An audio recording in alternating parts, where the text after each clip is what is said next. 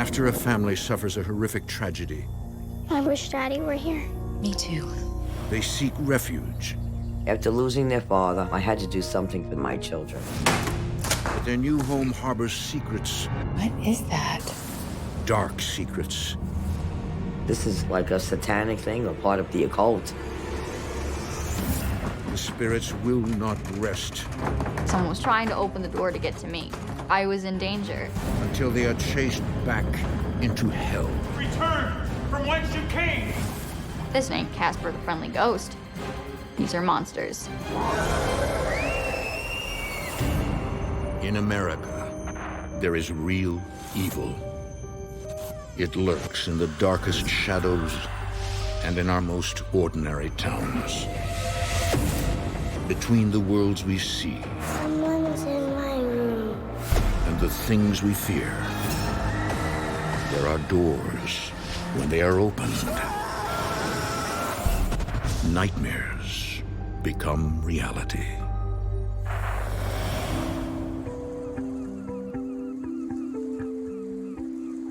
Not far from the hustle and bustle of the Big Apple are the rustic suburbs of a quaint beach town. St. James is on the eastern end of Long Island. It's more rural there. That's where you'll find most of your farms and your vineyards. It's very family-oriented. It's a place where people go to escape.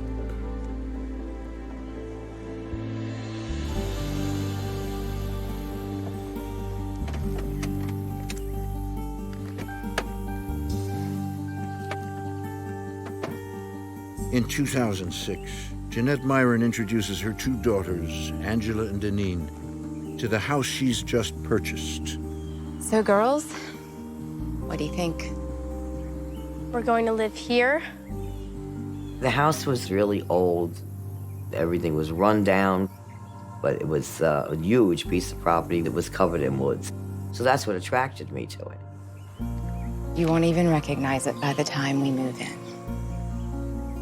What do you think, Deneen? Jeanette's younger daughter is not so sure. I took a ride out there with my mom and my sister. When we first arrived at the house, it honestly looked really old.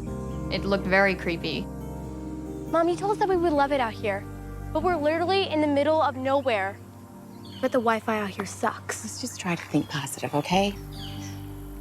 I think that a change of scenery will do us all a lot of good. I wish Daddy were here. Me too, sweetie. Me too. A year earlier, Jeanette's husband, the girl's father, Curtis Myron, tragically died in the line of duty. Kurt was a lieutenant for the New York City Fire Department. There was a 4-story Bronx tenement, and the electric had shorted in one of the apartments. The flames had come through the floor on the 4th floor where they were, and the only way out was windows. On that day, Curtis was forced to jump 50 feet to his death. When he passed away, especially how he did, it was very hard for everyone. The reality hit me that I don't have a dad anymore. It was like my world had come crashing down. With the move, Jeanette is hoping to escape painful memories and start anew. After losing their father, I had to do something for these children. I had to show them that there is some sort of hope and, that life can go on. It's hard to be positive when there's something to be positive about, Mom. Let's just think of it this way. It's a great new adventure for all of us.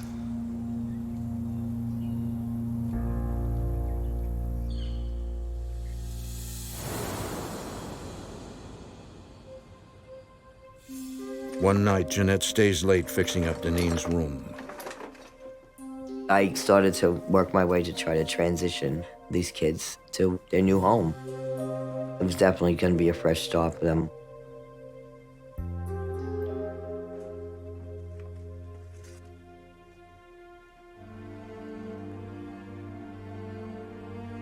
So, Kurt, this is it. I've made a new life for the girls. You're gonna be okay.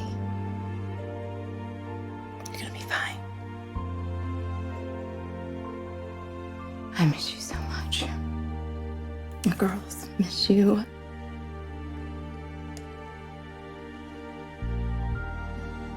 We're hanging in there, but I wish you were here.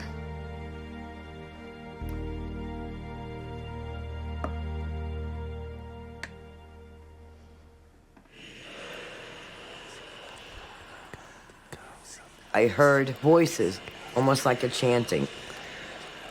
Hello?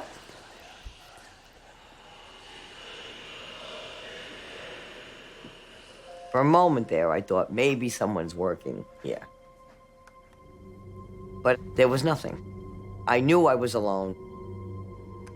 Jeanette checks the new security cameras she's had installed outside the house. Installing the cameras was my idea. I was very nervous of a vandalism possibly, or whatever could be.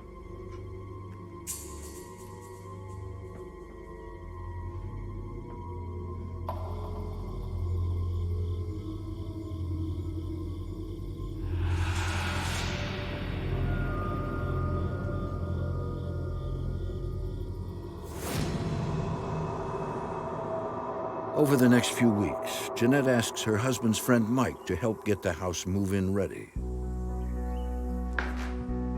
So, I was thinking, I don't know, this might be a cool hangout place for the girls. Really? Seems a little, dusty. The basement was filthy. It was covered with years of dirt. I mean, covered. The cement dirt and dust and just all kinds of filth. Only question, you think we could take down that wall, open this place up?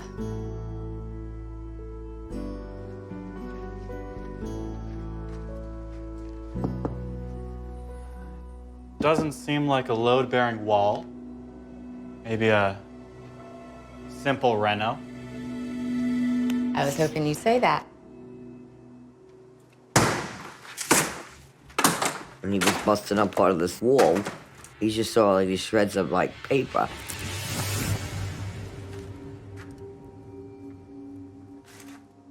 What is that? It was maybe a 5x7 book, and it was bound with a string.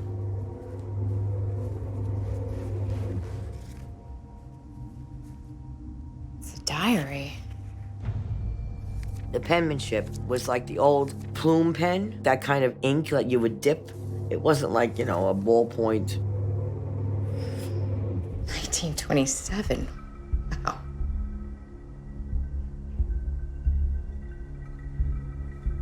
Oh my God. The diary documents the life of a young girl living in fear.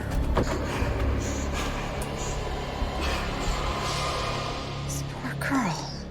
My heart broke for this little girl. She doesn't seem any older than my own two.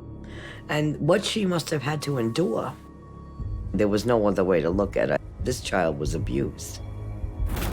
The diary also details cruelty being done to animals. I assumed at that point that they were some kind of sacrifice or they were tortured in some sort of way. She must have been so scared. Are you okay? Not really. All I know is I do not want the girls to see this. Maybe I better call it a day. Sounds good to me. I'll get this place cleaned up. What are you gonna do about the book? I wrapped it up in a cheesecloth and I put it in a paper bag and I burned it.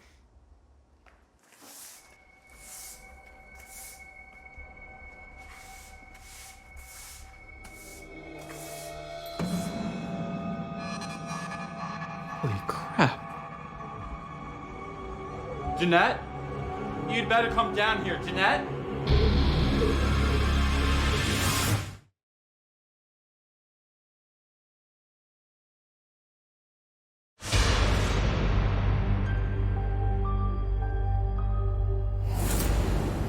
After seeking a fresh start for her daughters who lost their father, Jeanette Myron uncovers a disturbing journal and an inverted pentagram in her new basement.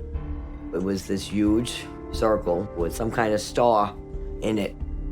It was really the size of a room. It was tremendous. I do not want the girls to know that we found this. Something went on here. This is like a satanic thing or part of the occult. It was a symbol of some sort of evil. When we are through, nobody is going to know it is here. Burning the journal and painting over the pentagram, it was a clean slate.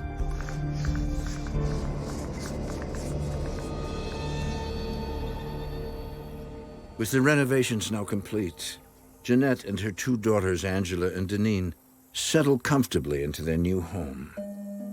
I just kind of was looking forward to moving because I could forget everything. Life before my dad passed away was very peaceful. After my dad died, it was never just normal. But as much as Deneen tries to forget the past, her dad's spirit has never left her. Oh, I like the house just fine, I guess. I really like my new room. When we first moved in the house, I saw my dad around a lot.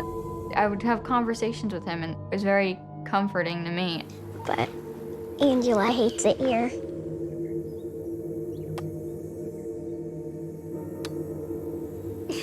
Daddy.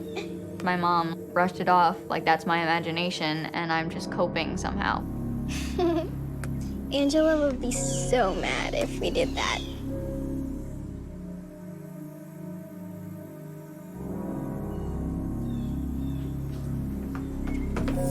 Hey, give that back!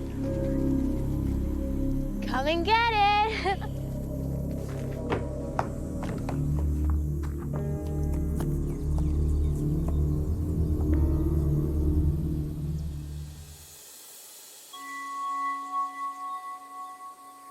The Myrons' property is surrounded by acres of thick forest.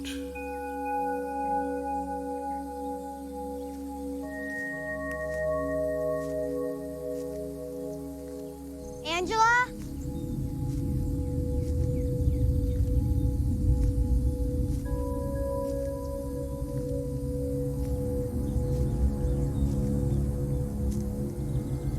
Angela!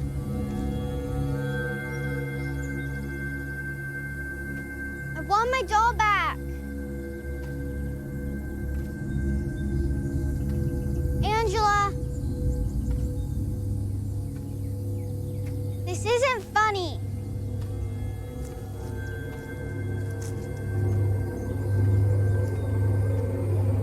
Found ya.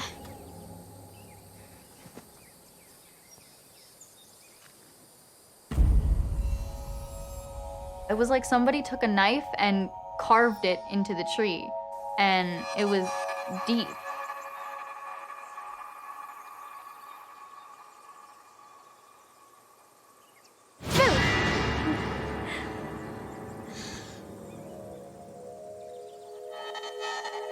That's a weird-looking star.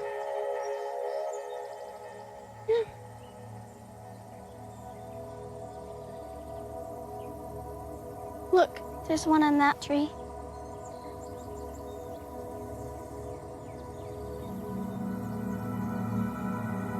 And on that one too. When we first found the stars, I was mostly curious. They're all around us. Who would put a star in a tree? What were they doing here? Let's get out of here. This place is freaking me out. Come on.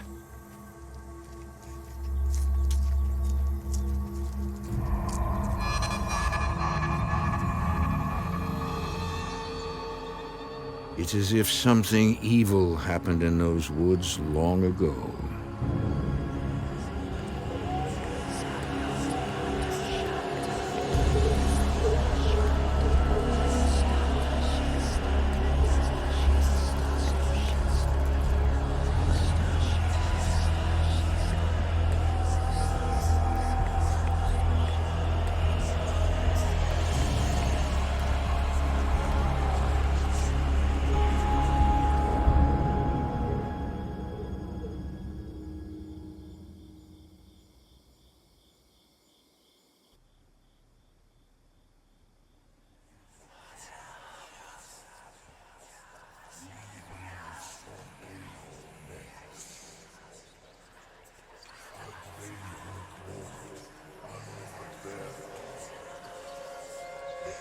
The sound of chanting woke me up in the middle of the night.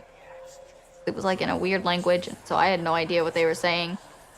It sounded like it was coming from like outside my door, inside my room, all over.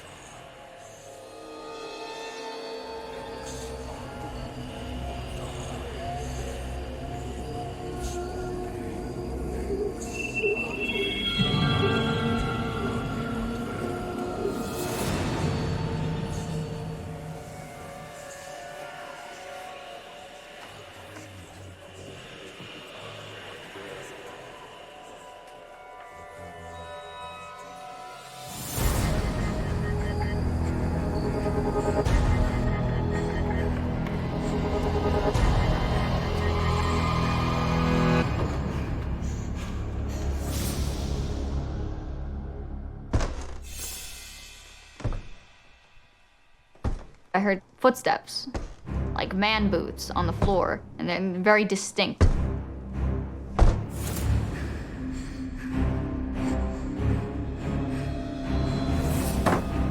Then the banging started.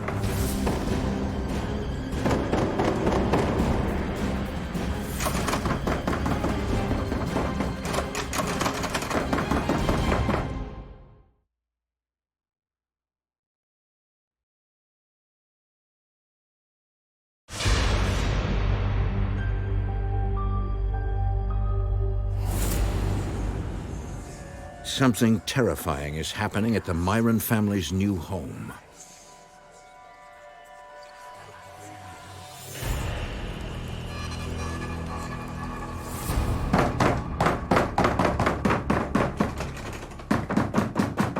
Someone was trying to open the door to get to me.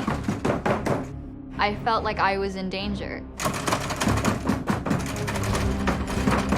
Daddy, help me. Make it go away.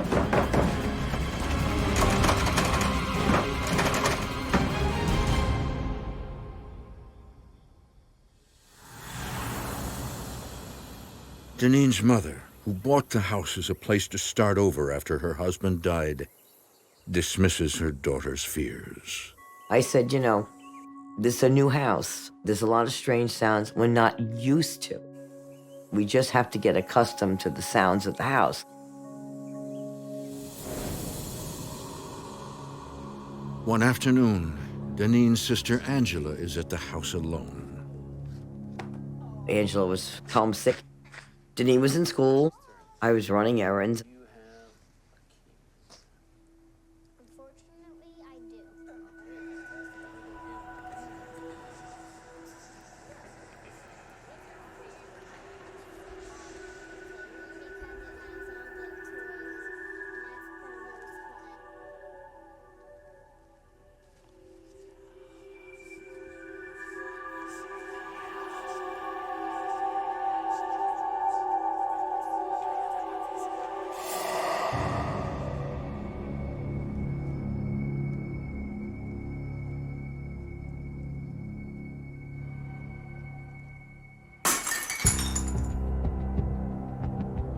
Mom?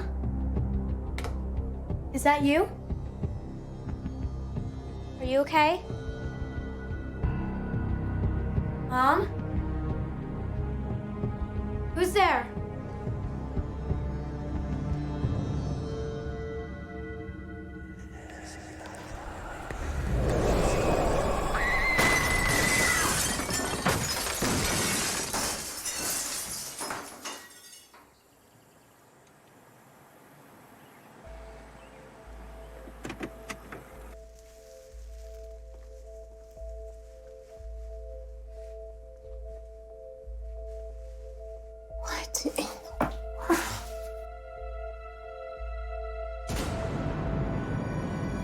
When I walked in, every cabinet door was wide open.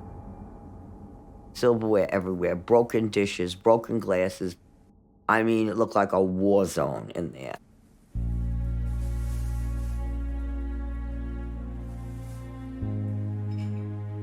Angela, what were you thinking? Jeanette fears her daughter may be at fault. I had a lot of issues with her, with anger and hurt when the father passed away. So I really thought that something had happened that may have triggered that. But I really thought it was one of her tantrums. Angela? Angela! Angela, answer me. Where are you? Angela.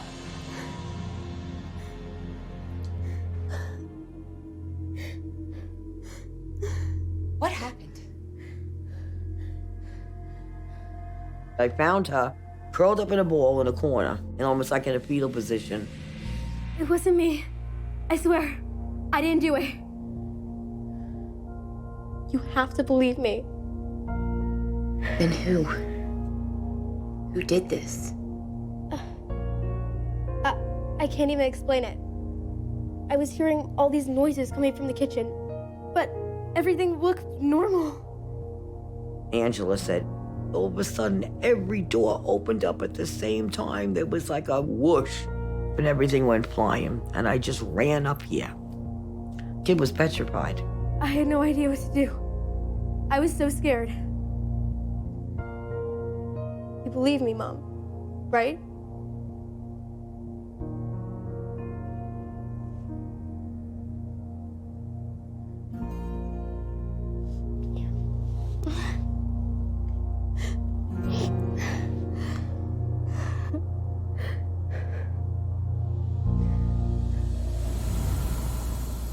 Over the next few days, Jeanette can't shake the idea that her house may be haunted. Something is not right here. And I don't know what, but I was trying to rationalize because that's what you do.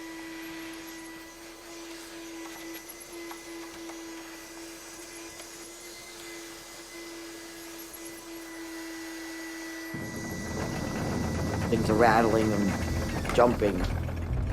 Now I hear this thumping. It got that loud, it was like boom.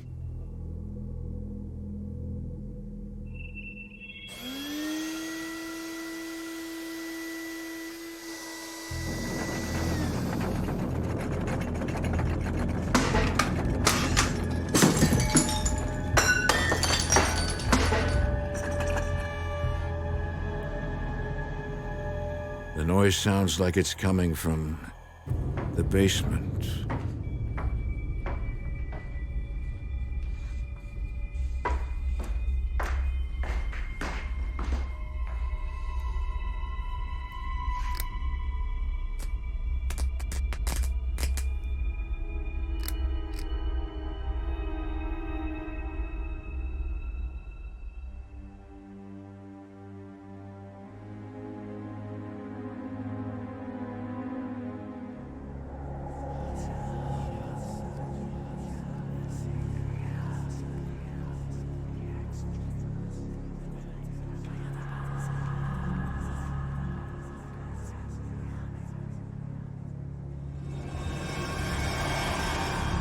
I just had a terrible feeling.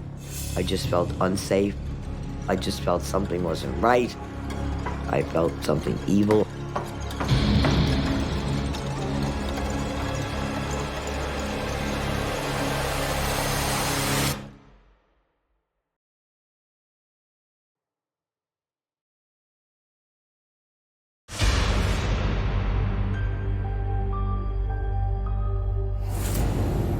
Ever since Jeanette Myron and her daughters moved into their new home in St. James, New York, they have experienced unsettling events inside and outside the house.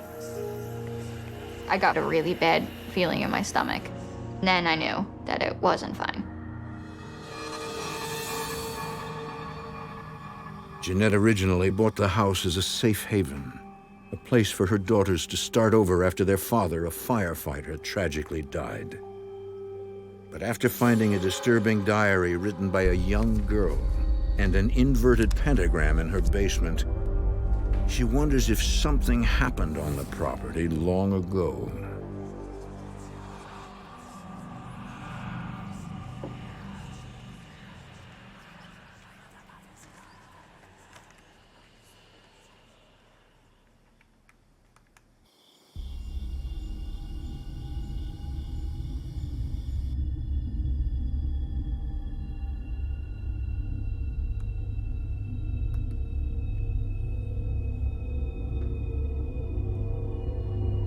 It was very unnerving to me to think that something terrible happened on that property.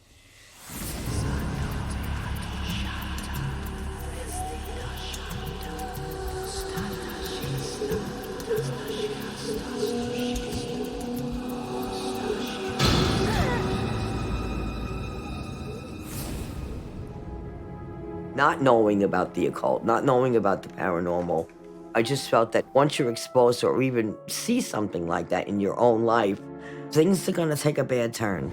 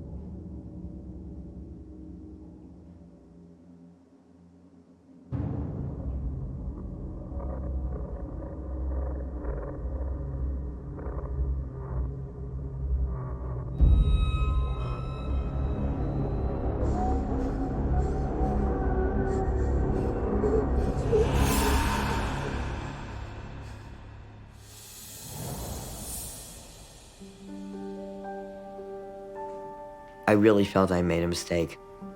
I tell you, if I could have gave it all up and walked out of there, I would have done so. But now I'm in it. I mean, I invested everything that we had.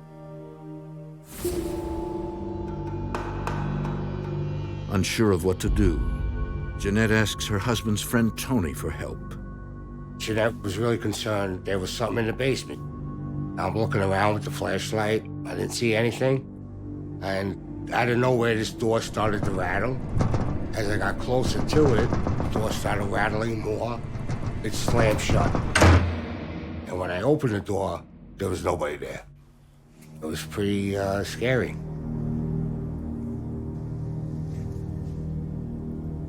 He came upstairs and he goes, all I know is something ain't right. Just don't go downstairs.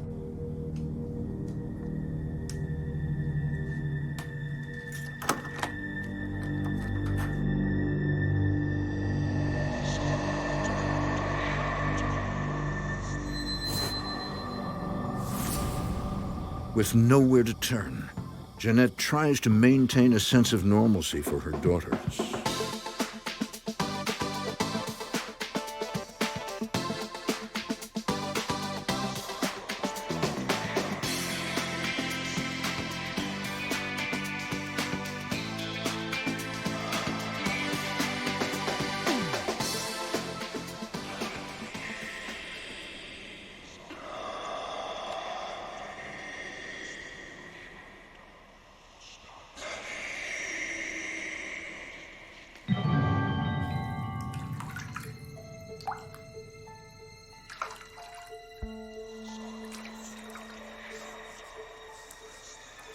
I got this very weird feeling.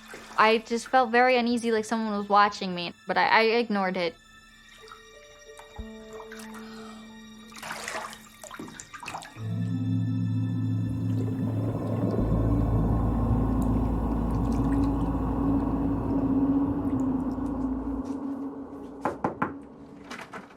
Janine, can I come in?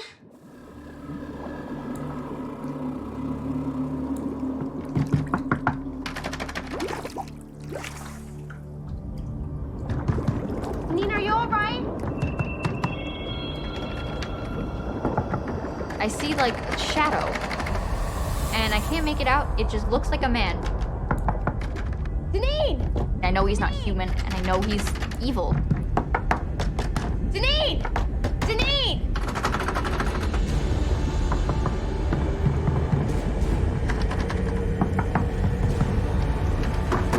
Janine!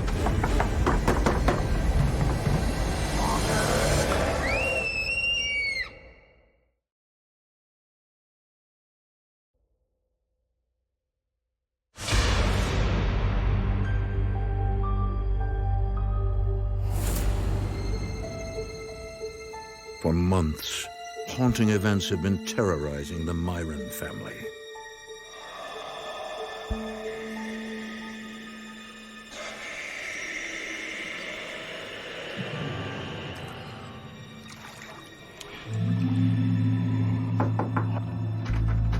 Janine, can I come in?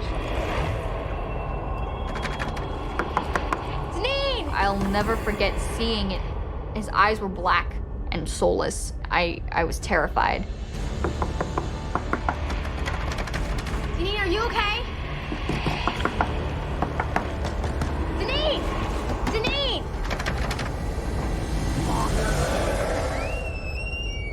Janine! Janine! I hear this horrible scream coming from the bathroom upstairs. I'm scared. Janine? Janine! Door is locked! Janine, you have got to unlock this door! Janine, please! We could not get in that door. Janine! The door was jammed. Please! Answer me!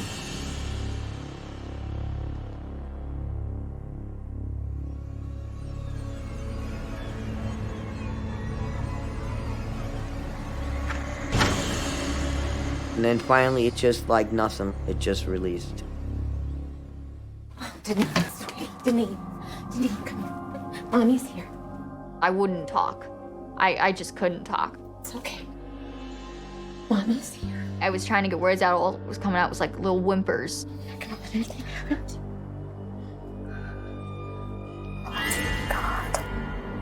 It was like a wild animal had bitten her. I don't know what's happening here. Something is after my children. If it can do that to me, it can do that to my mom and my sister. I was very, very scared. This ain't Casper the Friendly Ghost. These are monsters. Please, Mom. I don't want to live here anymore. There's something evil here. Don't worry. I'm gonna get us out of this. I promise. That was the most horrifying experience. What is this that I'm dealing with? And now it's after my children. I was like, that's it. I packed the girls up that night and I brought them to my mom's house.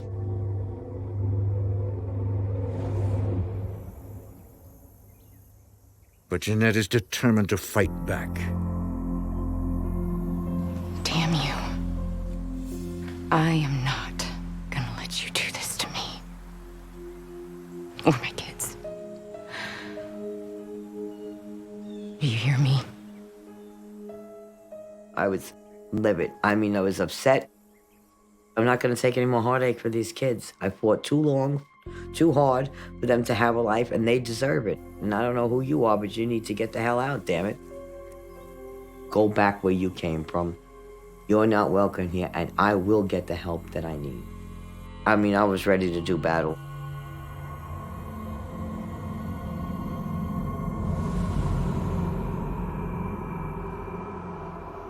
She returns to the house armed with a paranormal expert with psychic abilities. I was hoping that she could finally label exactly what it was and tell it, move on, go to the light, leave. Can you tell me what is happening in my house?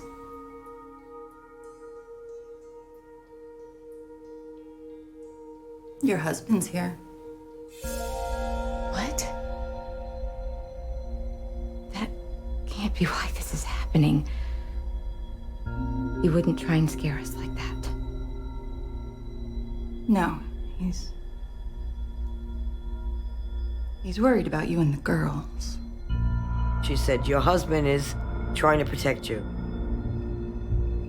Why?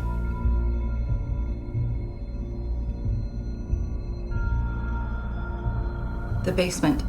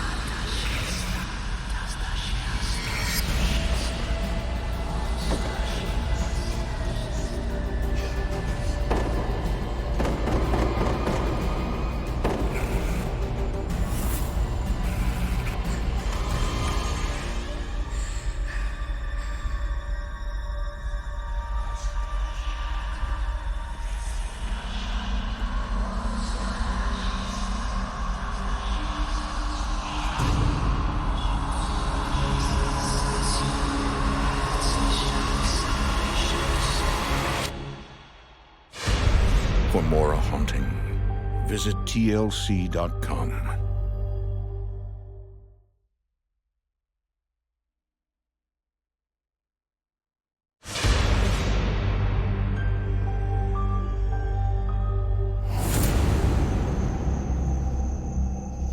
After a psychic finds evidence that Jeanette Myron's home is infested with demons, she puts her in touch with Bill Bean, a Deliverance minister. I could feel the overwhelming presence of evil. It was a very dangerous situation for the family to be living in.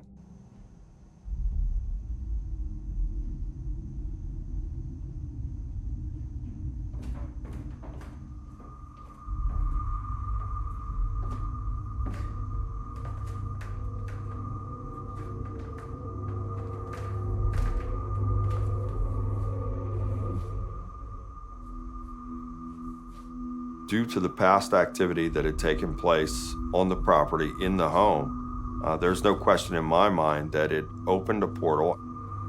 I knew beyond a shadow of a doubt that these demonic entities were present.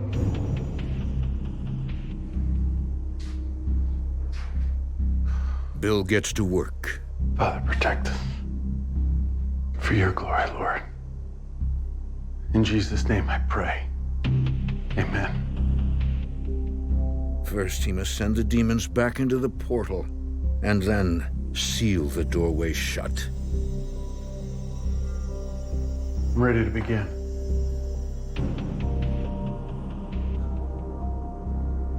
By the mighty power of Yahweh, in Jesus' name I bind and rebuke any demonic forces present, and I command you to return from whence you came.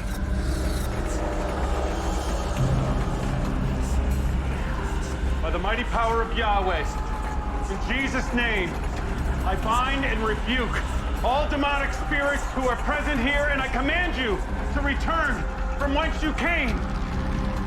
It was violent, where it really felt like the house was going to come off the foundation. It was shaken to its core. By the almighty power of Yahweh, in Jesus' name, I bind and rebuke all demonic spirits who are present in this place, and I command you to return from whence you came. God's power works through me in engaging in spiritual warfare against these demonic forces. Therefore, if God is with me and for me, what have I to fear? Nothing. By the mighty power of Yahweh, in Jesus' name, I bind and rebuke all demonic spirits in this place, and I command you to return from whence you came. By the mighty power of Yahweh, in Jesus' name, I declare this portal closed, sealed, locked, chained forevermore.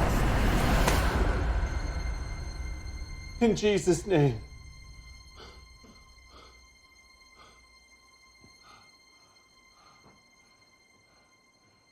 Amen.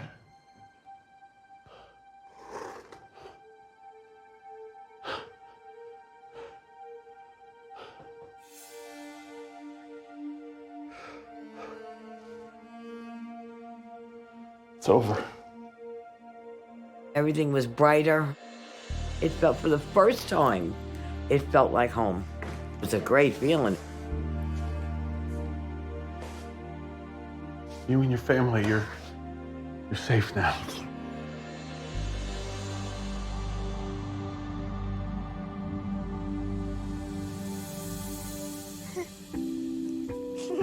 With the house now cleared of the demonic entities and the portal closed, Jeanette and her daughters are able to move on with their lives. They really turned to beautiful young ladies with good heads on their shoulder and good hearts, more importantly. They have blossomed.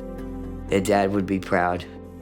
Still, the memories of the haunting are never far from their minds. To this day, Angela finds it difficult to discuss. The girls showed me the symbols in the woods, and they were exactly like what was in the basement. That was top priority, get rid of them. We cut down a lot of trees. The first trees to go were the ones that had that carving in it. This is my place. It's not your place. Whatever your history was is done. It's over. And goodbye. It hasn't been easy for my mom. I admire her more now than I ever did before. She's the one that inspires us to be strong.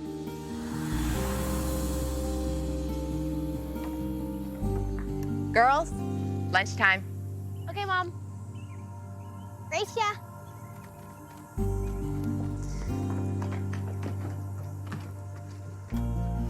It made me so happy to see her smile after dealing with this. That was just everything for me.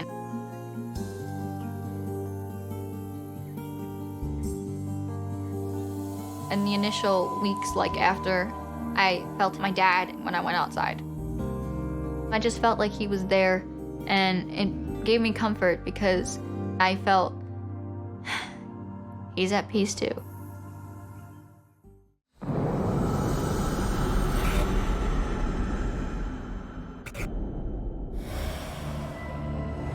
After a mother takes a trip to a haunted plantation, a dark entity invades her home. I think there's a spirit in our house. And attacks her children.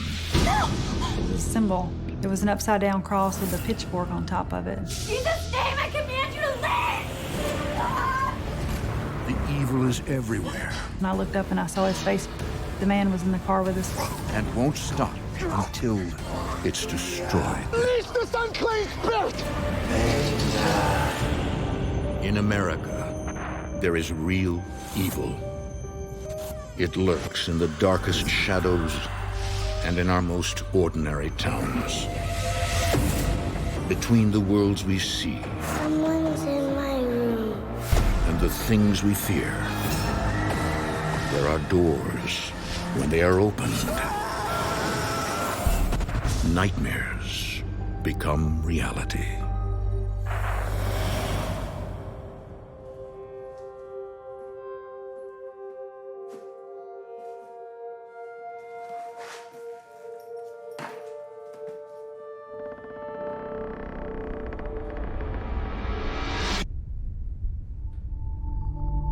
I had this eerie feeling that I was being watched. In the fall of 2010, Joy Stinson senses a presence in her home. I heard footsteps approaching. They came right in the room with me.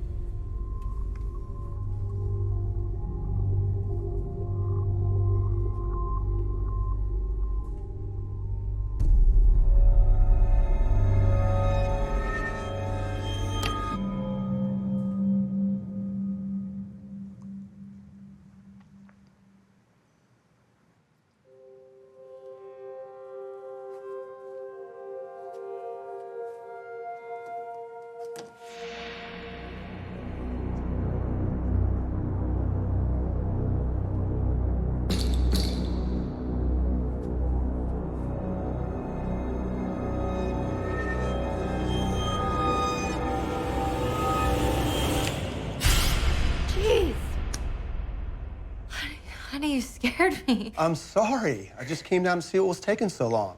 Did you find your suitcase? Yeah, I did. I thought I heard this noise, but I guess it's nothing. Let's go finish lunch. I brushed it off completely as normal. I just thought it was the old house making noises.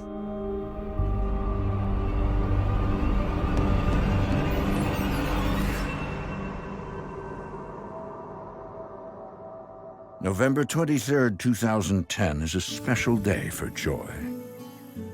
I was a registered nurse. My colleagues from work, we were all close-knit. We had planned a trip. So who else is auditioning for the school play? Ellie, Allie, Emma, and Ellie's probably gonna get the lead because she's gotten everyone since like kindergarten. You're gonna be fine. Make Daddy run lines with you while I'm gone, okay? Okay.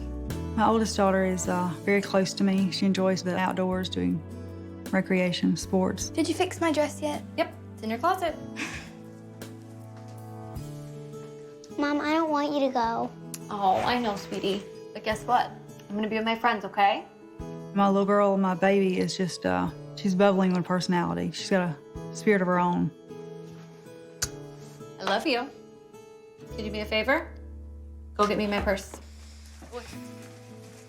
My middle daughter is my brainiac. She's very smart, very into her schoolwork. She's a high achiever. Hey, What? try to have some fun while I'm gone, okay? Can't promise you. Try, okay? Okay, love you. Love you too. Hey. Hey. Don't worry. I won't. Everything's gonna be all right. Okay. If anything happens, it's just a phone call away. Okay. All right? Love you. Love you too.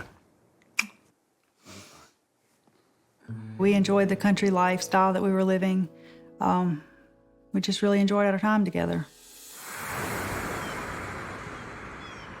Joy and her friends set off for an overnight stay at a haunted plantation. Mount Hermon is about 50 miles north of New Orleans. It used to be a farming community. Most of that's dwindled away, but it's still really rural backwoods country.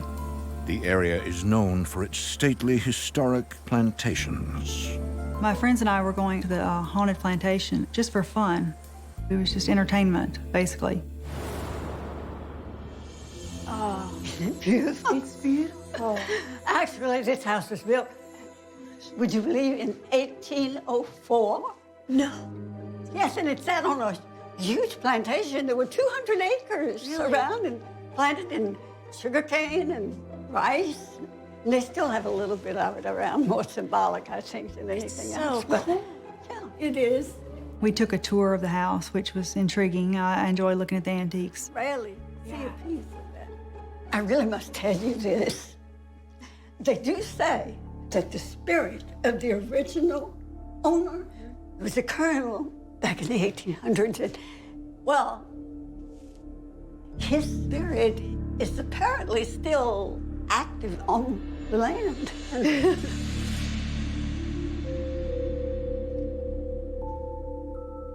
Would you like to see the parlor? Oh, love to. Come this way. It's very nice room. This plantation was notoriously haunted. I didn't really have an opinion about that. I just went for fun. I wasn't sure if I believed in ghosts or not.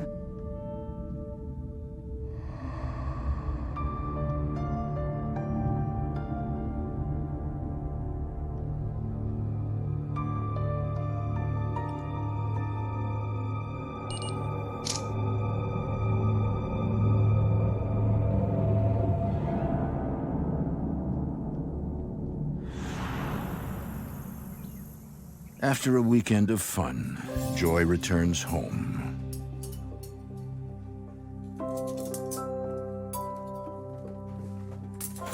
Hey, babe. How was work? That was okay. I just found out I have to go out of town all next week, though. Ugh. I missed you this morning. How was the trip? It was fun. I just finished uploading pictures. You want to see them? Sure.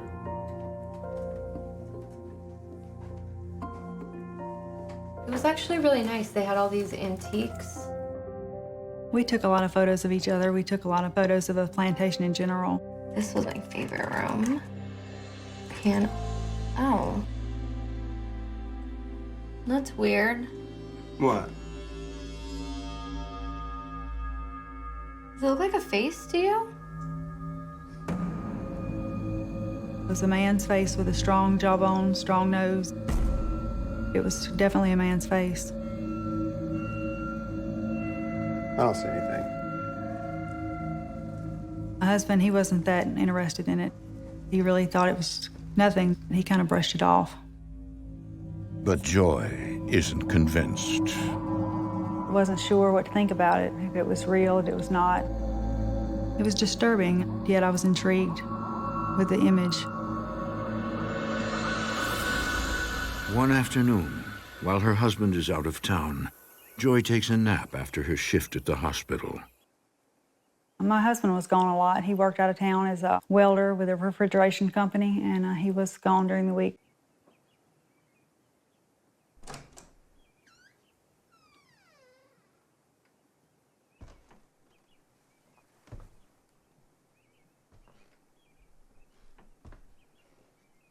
Honey?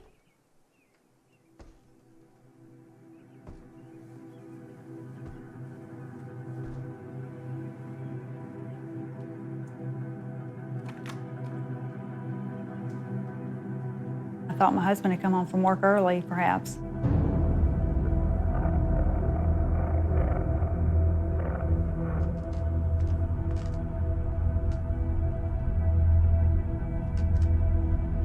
Honey? Hello?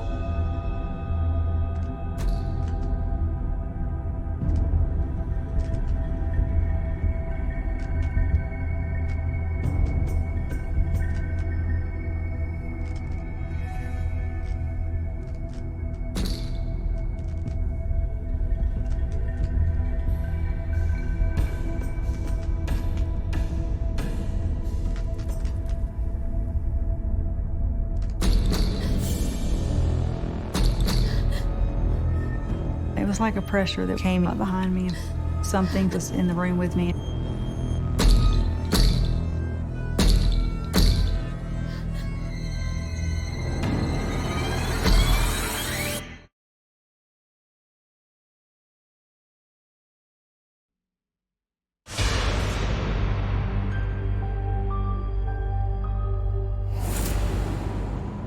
Lately, Joyce Stinson has been feeling uneasy in her own home, as if she were not alone.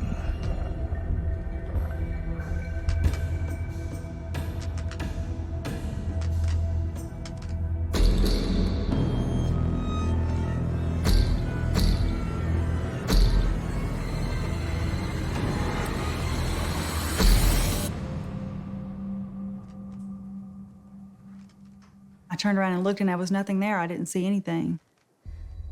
I would just play it off that I needed sleep, that I was tired, and that it was just an old house. It was just going to make noises.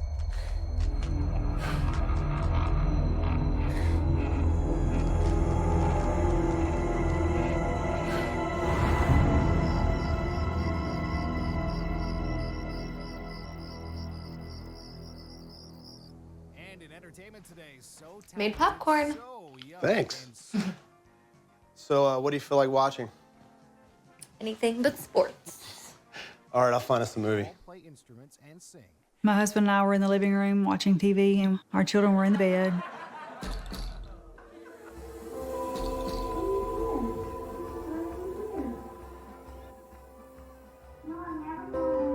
Somebody's up. I'll go check on her. Don't eat all the popcorn. I promise. I thought maybe they were up playing around. I went and checked in on her. Where do you live? Why are you here? Where do you live? Why are you here? No, I'm never going away with you. Sweetie, it's late. Why are you up? I'm talking to the man in my room. My youngest daughter was having a conversation in a room by herself, and as if she was actually speaking to someone. Man? What man, baby? There's no man in here.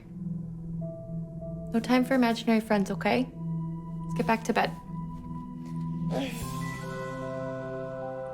She was saying, "No, I won't leave with you." I thought maybe she had an imaginary friend. Mommy loves you.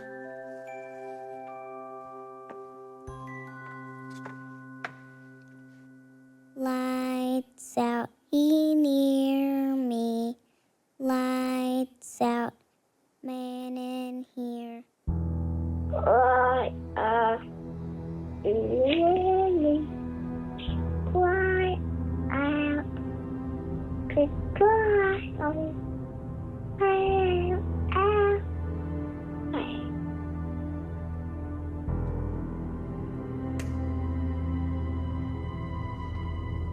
Man in here? Where's the man, baby? He's right there. Can't you see him?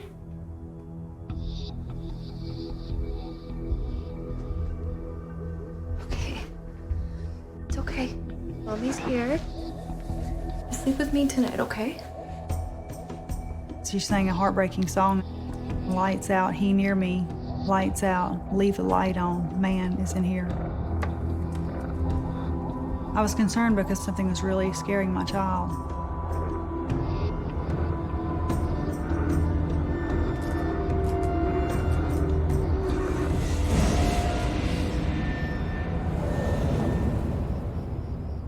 Over the next few days, Joy can't help but think about all the strange events taking place in her house since her trip to the haunted plantation. I was still trying to wrap my mind around what was going on, and my husband was convinced that she had an imaginary friend. I was very intrigued by it, and I was trying to put together the pieces as to what was happening in my house. Was it related to the plantation? I became obsessed with looking at the pictures, trying to put some puzzle pieces together as to what was happening. I was trying to document as much as I could about the activity in our home, whether recording, taking pictures.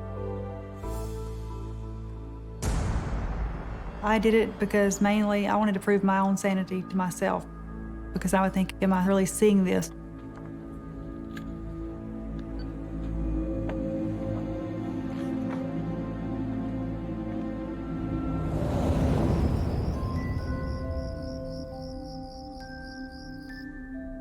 As the days turn into nights, disturbing events continue in the house.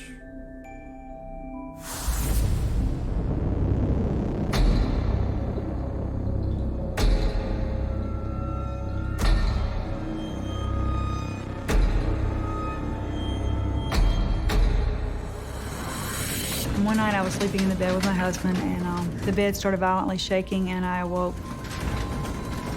Suddenly I looked up and saw a figure up on my hand. I was terrified.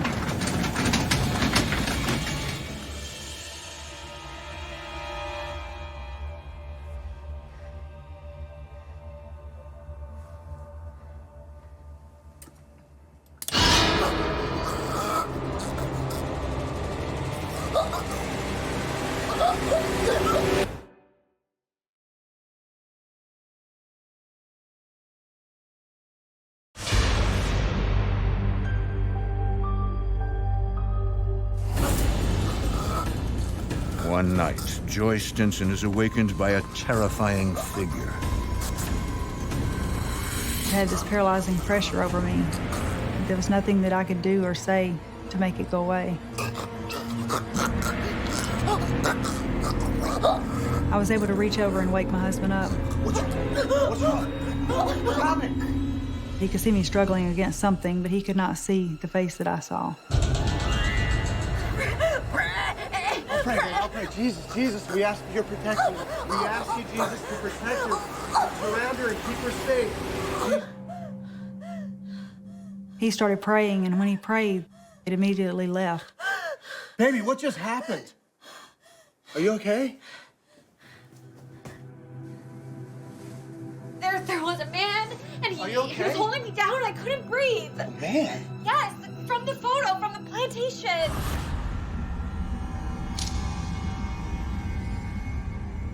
The face looked like an older man, had a strong jawline, strong nose, beady eyes, beard.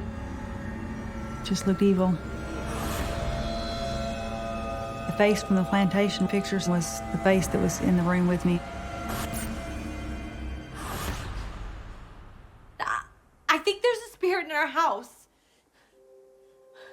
A spirit? You don't believe me? No, it's not that.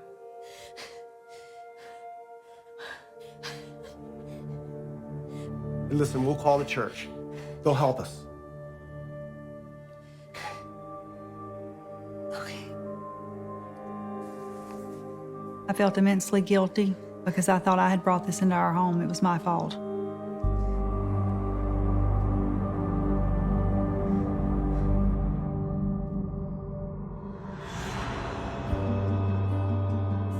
When my husband realized something was really happening, we reached out to several denominational groups throughout the community and around neighboring communities. And it just seemed like no one could help us. I didn't know who else to turn to. We eventually reached out to our local pastor of our church. They wouldn't come to our home. And it made me feel, it hurt, because I felt like either they didn't believe us or either they were scared. I just didn't know what to think. They seemed to believe me when I told them about it, but they were unsure how to handle it. The fact that religious leaders were afraid to come out to my home and they were unsure of what to do themselves, it made me even more terrified. As the family continues to live in fear, Joy's husband has to leave town again for work. After we realized what was happening was real, we moved our kids into the living room and started sleeping in there on mattresses because I wanted everybody together. I thought I could protect them better that way. No one knew what to do, and we were just alone fighting, my kids and I. On the brink of emotional collapse, Joy takes a leave of absence. It was physically and emotionally and spiritually draining, and I could no longer work safely as a nurse.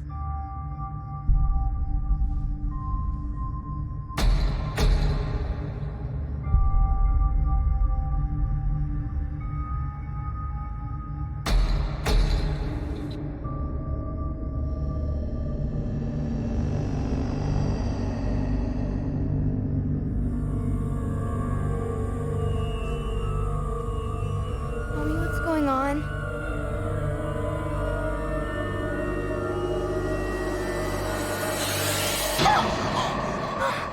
What happened? Something hit my arm. I looked, and initially I thought it was just a scratch. I didn't know what it was. Then I got to looking closer, and I realized it was a symbol. It was an upside-down cross with a pitchfork on top of it.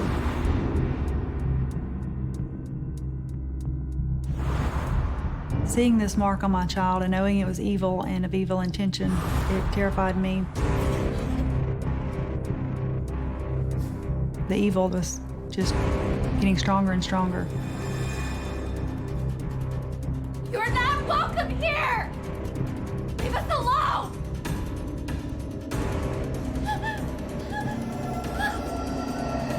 In Jesus' name, I command you to leave!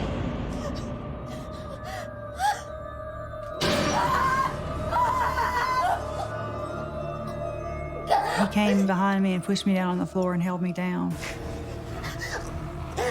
In Jesus' name, leave! Mommy!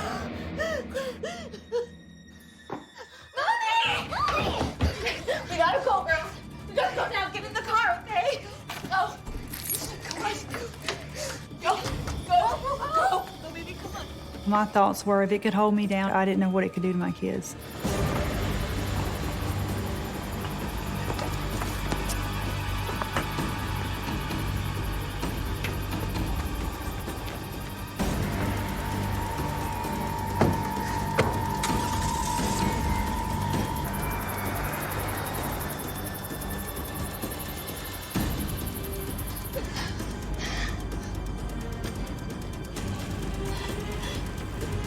Where are we even going? Mom, I'm scared. It's okay. We're gonna go to a hotel. We'll be safe.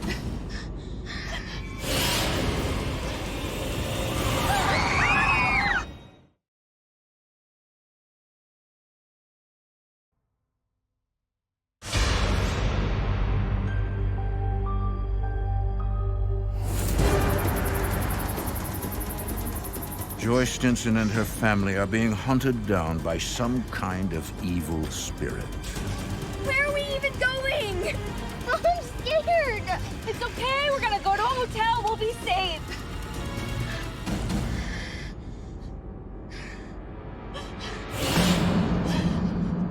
Looked up and I saw his face in my rearview mirror. The man was in the car with us.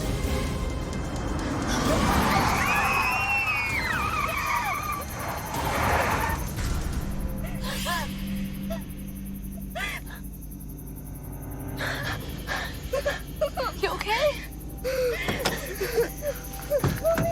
Are you okay? Are you okay? Oh, it's okay. It's okay. Joy is terrified. She realizes the entity isn't confined to their home. There was no escaping this thing. It was going to go with us wherever we went. Defeated, Joy and the girls have no choice but to return home. It was an isolating, terrifying feeling. There was nowhere we could go.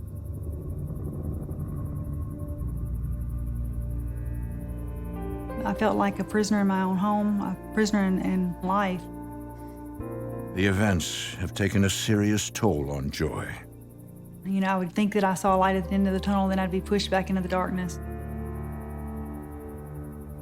I felt totally helpless. I felt like I wasn't protecting myself and I wasn't protecting my kids at all.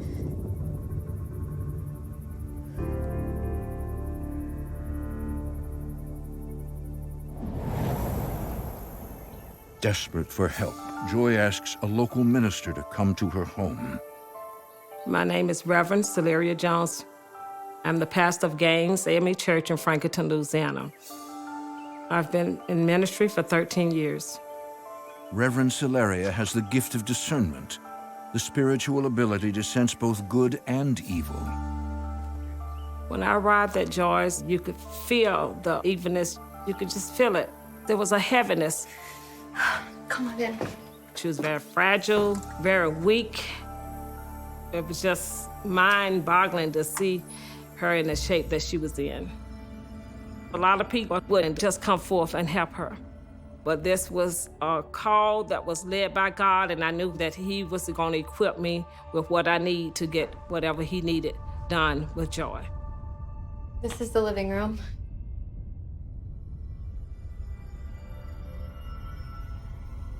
Joy, there's something strong here. Something evil. You could just sense that she was under attack. I went to this haunted plantation a few months ago. Do you think that it followed me from there? I don't know what it is, but I know the only way to get rid of it is through God.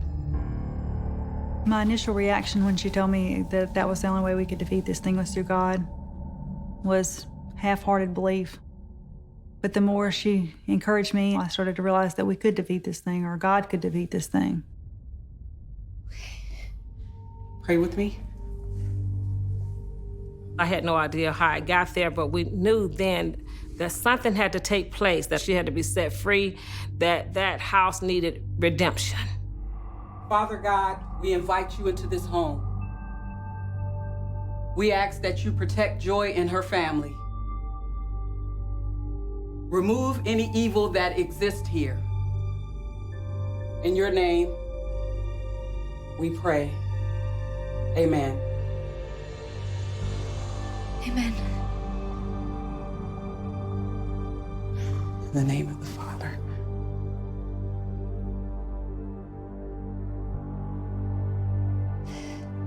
After we had blessed the house and prayed over it, I really felt a sense of relief this time. Over the next few months, Joy continues to pray on a daily basis, hoping she has chased away the entity for good. No, it's my go, because you only have one card left. It's my turn. Now, what kind of card does she have? What do you think?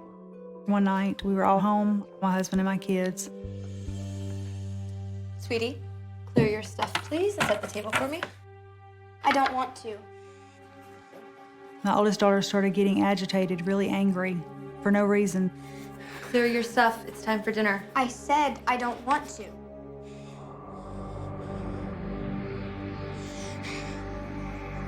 Can I get a little help? Hold on, girls, I'll be right back.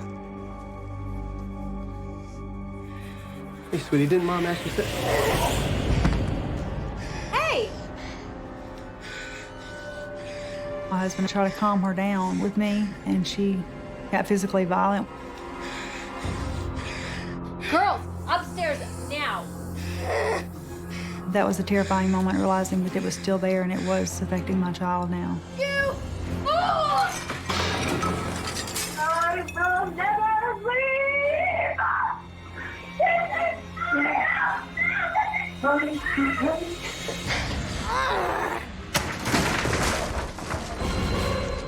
You'll never deliver me!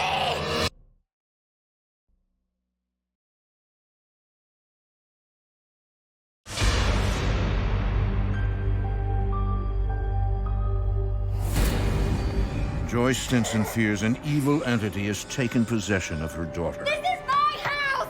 This is my earth! You'll never deliver me!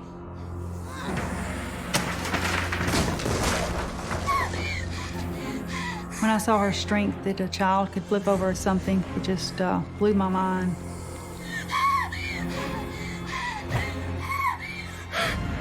We need to pray. Dear Lord, please protect our daughter. Please watch over her. Whatever is inside of here is not allowed. Let her out. Please, just Jesus' name. Please don't let her out. Please, Jesus, inside of her. Please. Honey, are you okay?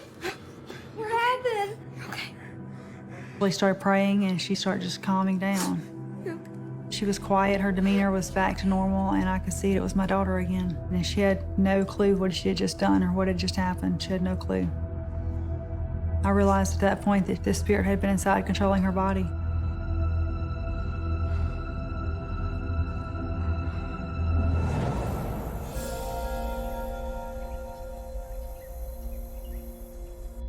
Desperate, the couple decides to try a new approach. With the entity growing more powerful and her husband out of town for work, Joy calls in paranormal experts to review the evidence and investigate the house. My name is Jeremy Leonard, and I was part of a local paranormal group here in Louisiana. And we received a call from Joy.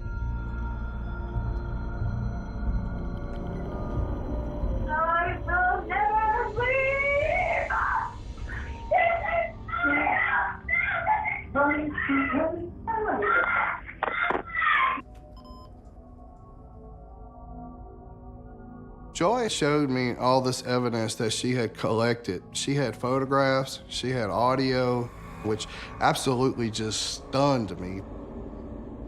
Joy. It's real, right? I'm not crazy. You're not crazy. Something is happening. And we're gonna get to the bottom of it. There was actually something there. Hey, it's gonna be okay. Why don't you show me where this first happened? It wasn't here. While his partner remains with Joy, Jeremy investigates the home using a K2 meter, a device that detects paranormal activity with spikes in electromagnetic energy. As I'm walking into the bathroom, I get about 3 steps into the doorway and my K2 meter goes all the way to red. And it just holds there for like 4 or 5 seconds. And then all of a sudden it goes back to 0.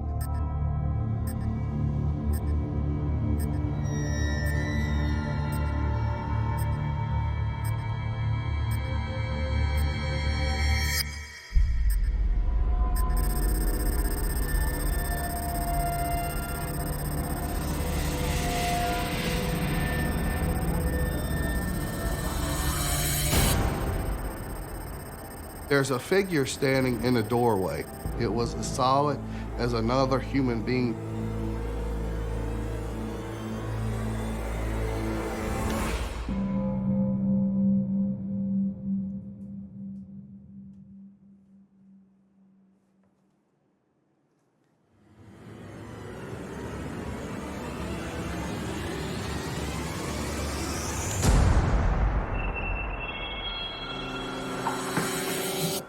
We were here.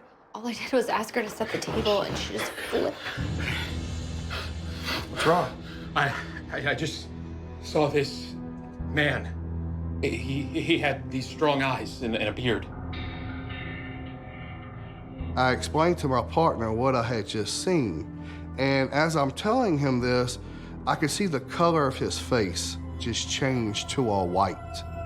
And his jaw kind of drops, and he's like, dude, she just got done describing this thing to me. That's exactly what Joy's been seeing. Whatever's in this house isn't a human spirit. I believe this entity is demonic. Although Jeremy has no prior experience with demonic entities, he attempts to reassure Joy. What do we do now? I don't want you to panic. I'm gonna find the right person to help you. I didn't know how I was gonna do it. I just knew in my heart that I had to help them, that there was no one else. Over the next few weeks, Joy waits in desperation. So, have you guys worked together before? Yes. Actually. Finally, Jeremy returns with a local minister. Demonic possessions.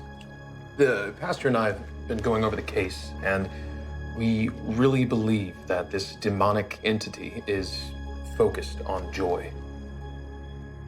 The entity was trying to oppress Joy. It wants to break her down physically, mentally, emotionally. But why is it affecting our daughters then? It wants to break Joy down by hurting your children.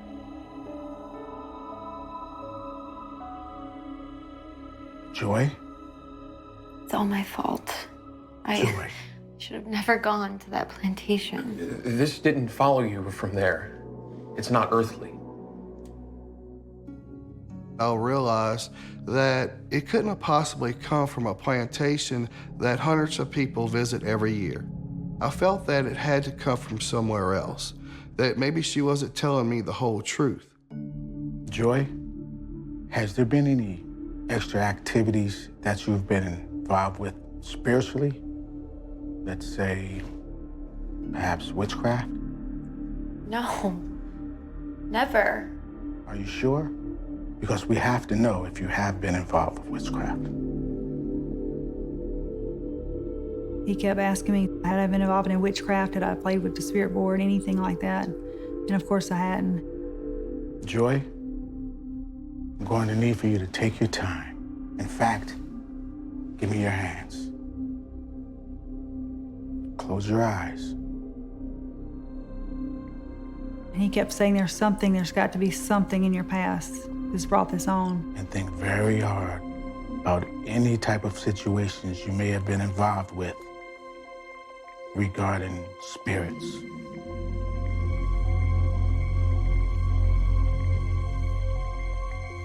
Think hard.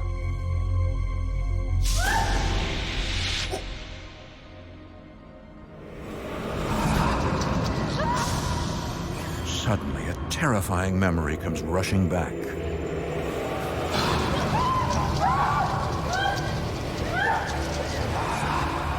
What is it? What happened, Joy?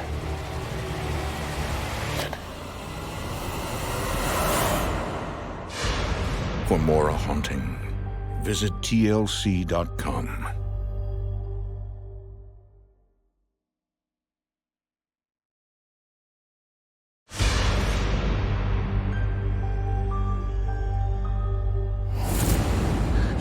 Joy Stinson has been struck with a terrifying memory.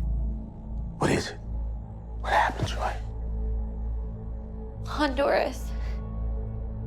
It all happened in Honduras. What happened in Honduras?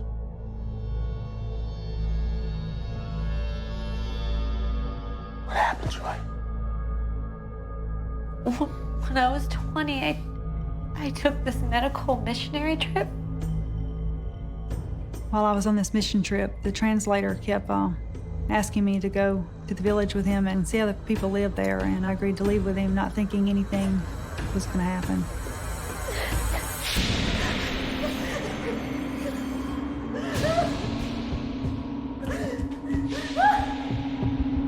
I realized that this was a setup, that they were waiting for me there.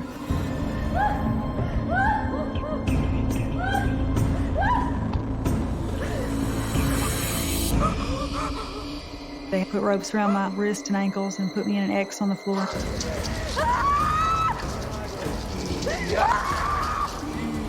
They all put their thumbs in blood and put their thumbprints on my forehead.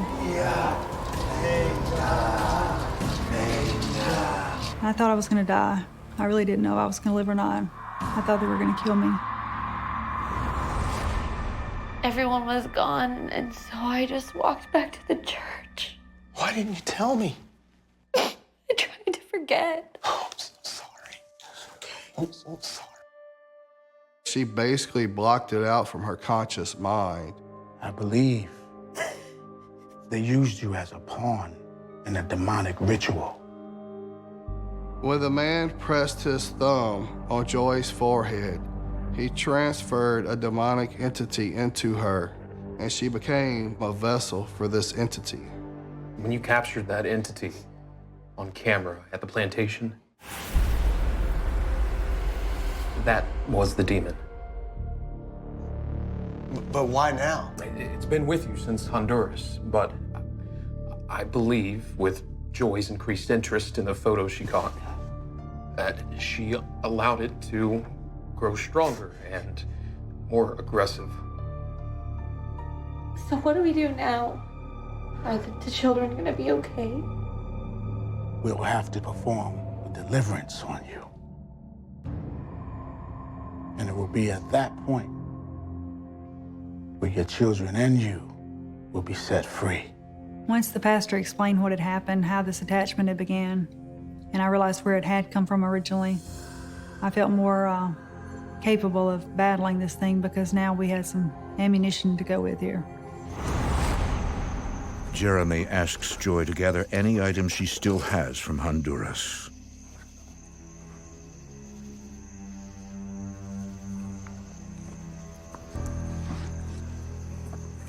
It's everything. Are you sure?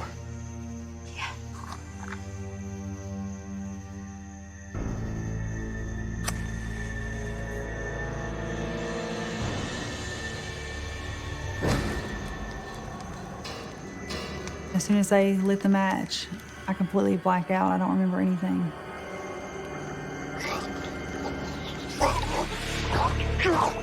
It's the possession. Heavenly Father, Heavenly Father, send your angels to attack this unclean spirit. Drive them out of your child, Joy. Hold her head. This holy oil is anointed by the blood of the Lamb through Jesus Christ. We ask you, Father, to release this unclean spirit within the name of Joy. Take it out of Joy. Take it out of her body now. Forever. For and forevermore.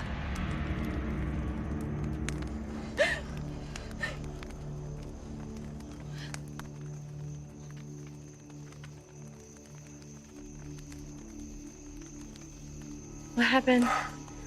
Is it over? It's over. Thank you. It's okay. It's over. It's okay. Thank you. It's okay. When I finally got my senses, I felt like me again. Like I'd regained my life back. Come on, guys. After nearly 2 years of terror, Joy and her family are finally free. Hey, girls. Whoa! You want me to push you? Let me push you. Everything was very much different. Everyone was less tense. No one was afraid anymore. My kids have adjusted really well. They're doing great. They've put the past behind them. All smiles. Cheers. Nice. Okay. This whole experience has really changed my life and my outlook on life. Every day is a little sweeter. It's nothing to take for granted.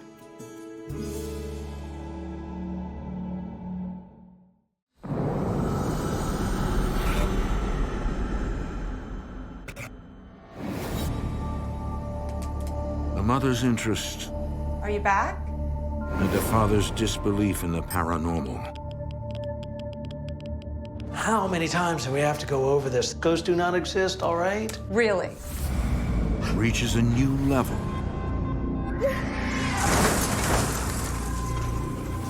when their daughter has an encounter. Get out! Get out! She was hearing voices. Tell me, who won't leave you alone? The ghost. She couldn't control what was being said in her head. I wish you were dead! Is he real?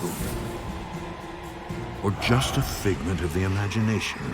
They wanted to take my child away from me and put her somewhere to study her. And I said, no one's gonna take my kid. You're gonna hurt yourself! Stop! In America, there is real evil. It lurks in the darkest shadows and in our most ordinary towns. Between the worlds we see Someone's in my room. and the things we fear, there are doors. When they are opened, nightmares become reality. Just miles outside of San Francisco, along the coast of the Pacific Ocean, lies an idyllic California beach town. Pacifica is a quiet community, very friendly community.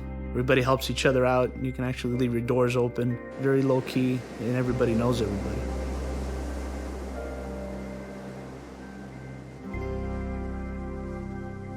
In 2016, Emiliano Balistreri, a San Francisco police officer, is getting ready to head into work. So I've been a police officer for almost 18 years. I'm currently assigned to a night watch. Hey, I was watching that. 8:30, kiddo. Time for bed. Just a few more minutes, please. Stuff will rot your brains out. Despite working nights, Emiliano does whatever he can to spend time with his daughter, Alyssa. How about a book?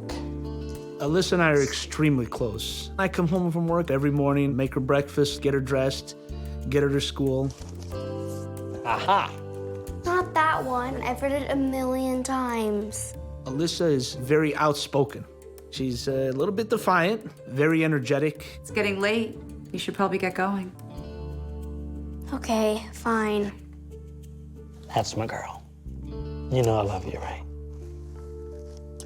My husband and Alyssa, they are so close. She's a total daddy's girl. My daughter, Alyssa, and I, our relationship is very open. She tells me everything. Sometimes she tells me some great stories. Angelina and Emiliano have been married 14 years. See you at breakfast? It's a date. He's just such a family guy, and he's just strong. We have a great relationship. Angelina, Alyssa, and myself are a very tight family. Hey, you stay out of trouble. No, you stay out of trouble.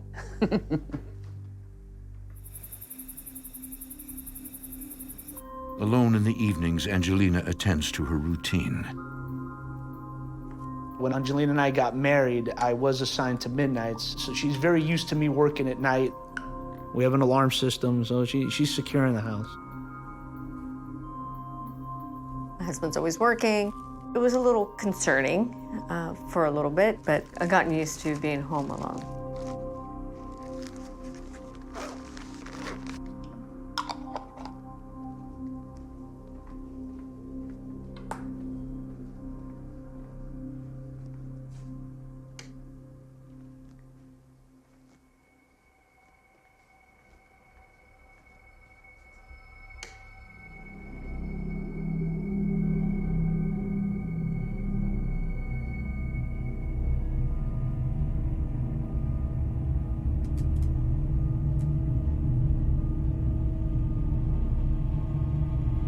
I turned around down the hallway and the lights turned off in the bathroom. Hello? Are you back? It's been a while. Angelina is not the least bit startled. I've always felt a presence in my house. The lights in my house would constantly burn out. I would hear noises, boxes moving, things getting knocked over. At times I would hear a voice. I wasn't too scared about the presence so much. That actually got me interested in the paranormal. Okay, well, going to bed now. Good night.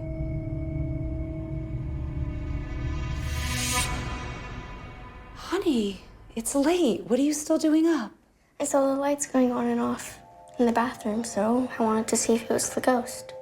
Like her mother, Alyssa is intrigued by the idea of living with a ghost. All right, maybe next time. Right now, I've got to get you to bed. It's a school night, honey. It was quite cute to see her interest. I never saw her really frightened about it. For her, it was kind of cool.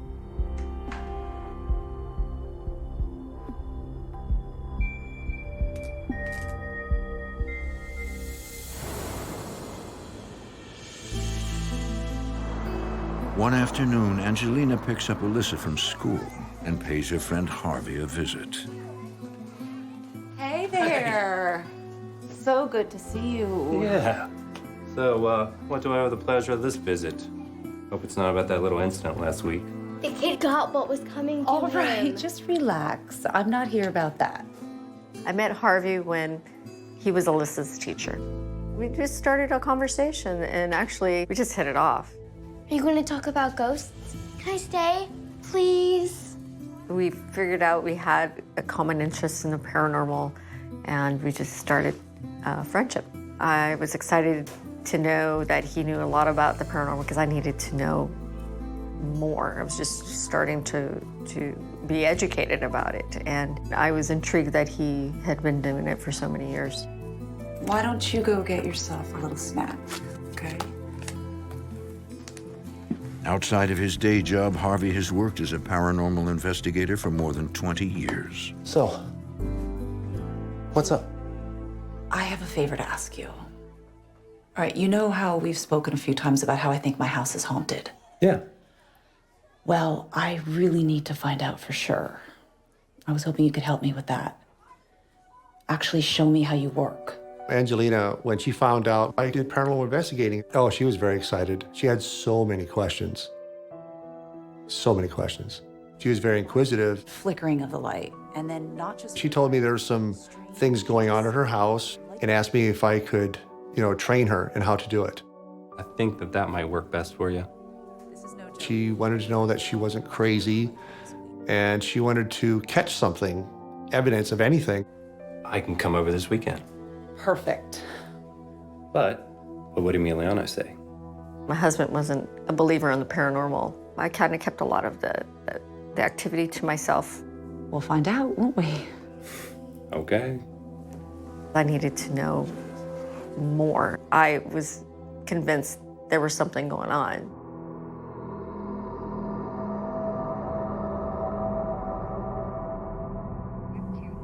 One night,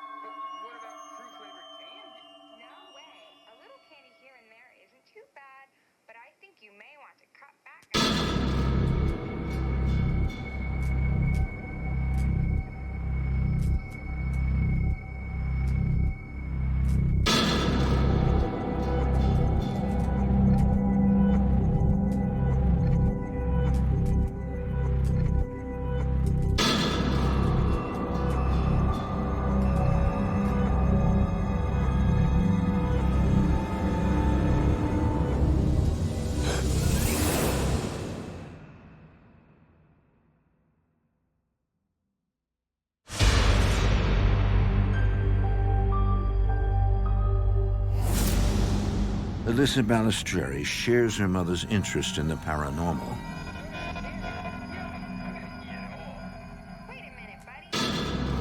But one night, she actually sees something.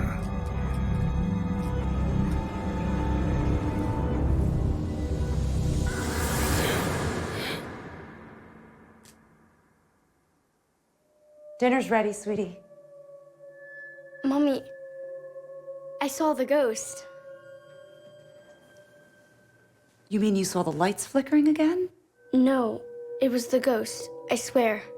Alyssa was very aware that there was something there. Look, honey, you know all this stuff about ghosts. It's really just for fun, okay? I didn't want her to be scared, and I would just make light of it. I was kind of make it seem like a normal thing that's happening in our home, so she doesn't have to overthink things. Okay, time for you to get washed up for dinner.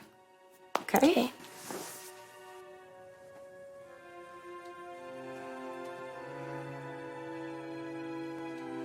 Is it a nice ghost?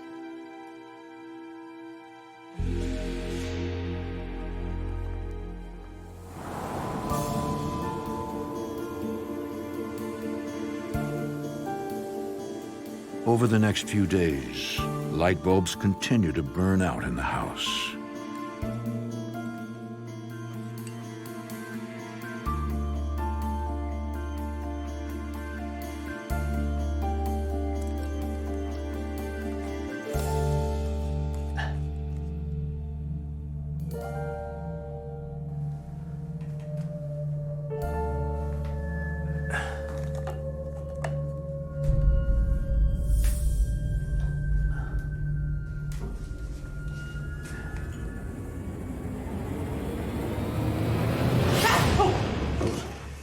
Did I scare ya?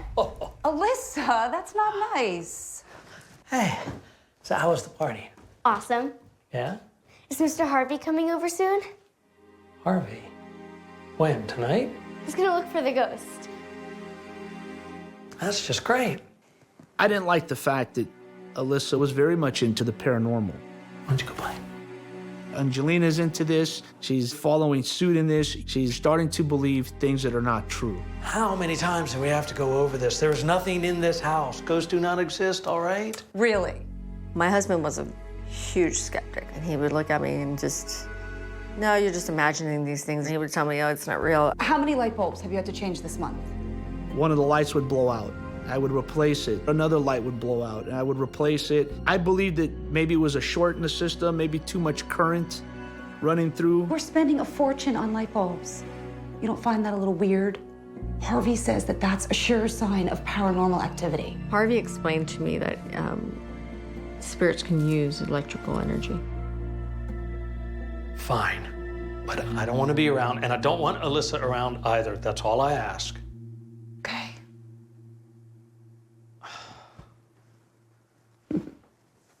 Ghosts.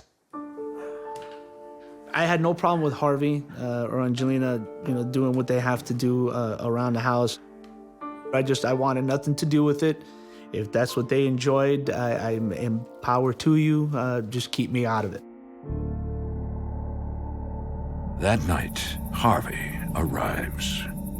Okay, so some of these things are highly sensitive, fragile, but this one, just a general magnetic field. I see it as a meter. Yeah. This camcorder, it's like infrared, so you can mount it in a corner. When Harvey came over to my house to investigate, I was so excited. My first paranormal investigation. This, just for sound. I brought a couple of my little gadgets with me. I brought a Gauss meter. I brought a digital recorder. She wanted to learn the proper ways of using the equipment to see if she could capture, activity. Huh. What's this? That is the K2. So this can pick up on the most sensitive electromagnetic fields in the room. This is probably one of the best tools in my kit. Okay. So that's really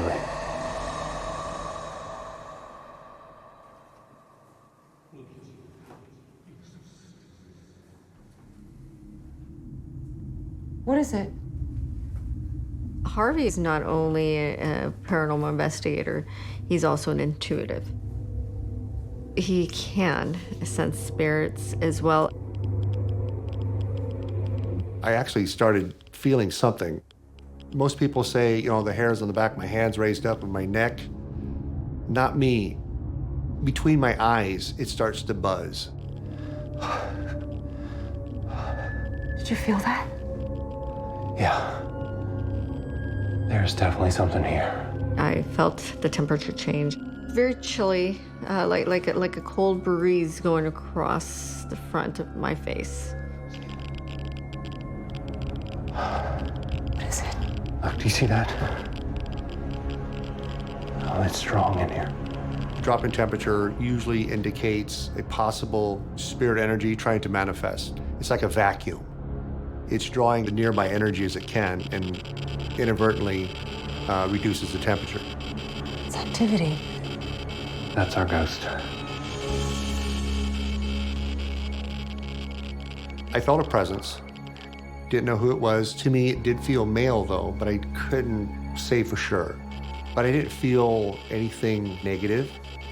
The investigation confirms Angelina's belief that her home is haunted. It's off the charts. Wow. I was right. there was some paranormal activity. Over the next few days, Angelina is hooked. The experience only fuels her interest in the paranormal.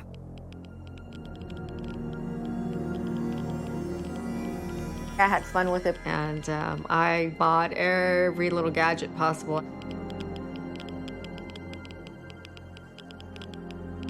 Harvey, he just says, if they get playful, they get naughty, make sure that you just, with conviction, just tell them just to not bother you.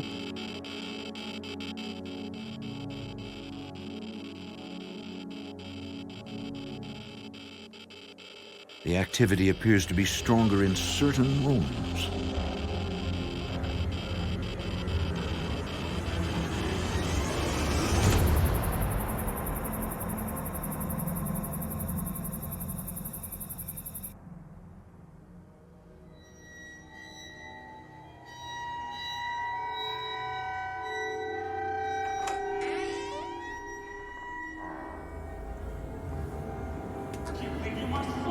No, no. What do you want from me? No, get out. Get out, no. Get out of my head, no.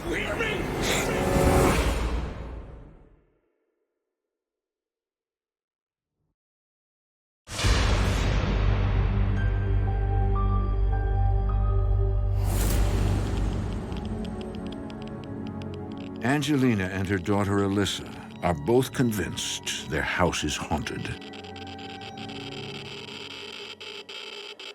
I wanted to know more about it, and I started investigating my own home. For Angelina, it's all fun and games,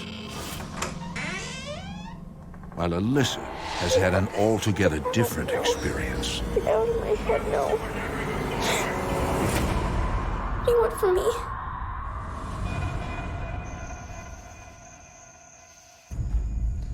There is one skeptic in the family. Emiliano thinks it's just a harmless pastime.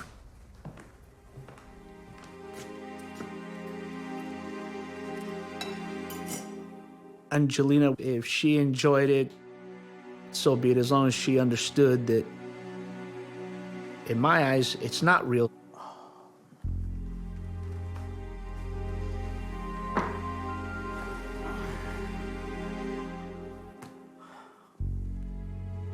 I was a non-believer. I would debunk everything and anything. I would make jokes of it. I think people were crazy.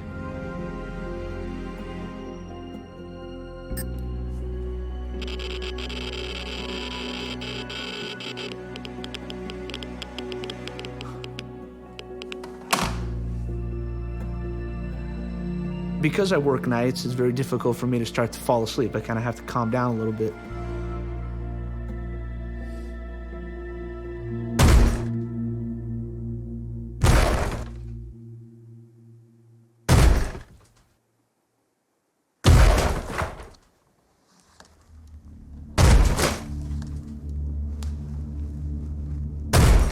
I started hearing a lot of banging, I mean, very loud banging coming from the front door.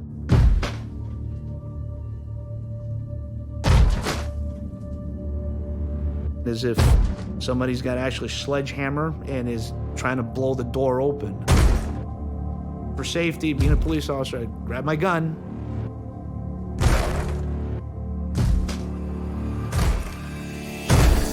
Who's out there? And opened up the door. Looked out.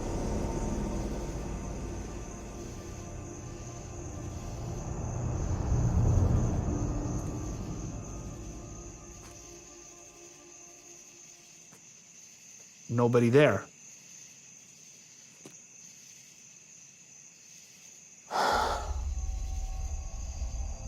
Damn kids. Emiliano rationalizes the event. My first initial thought was maybe high schoolers, kids, run around doing a prank.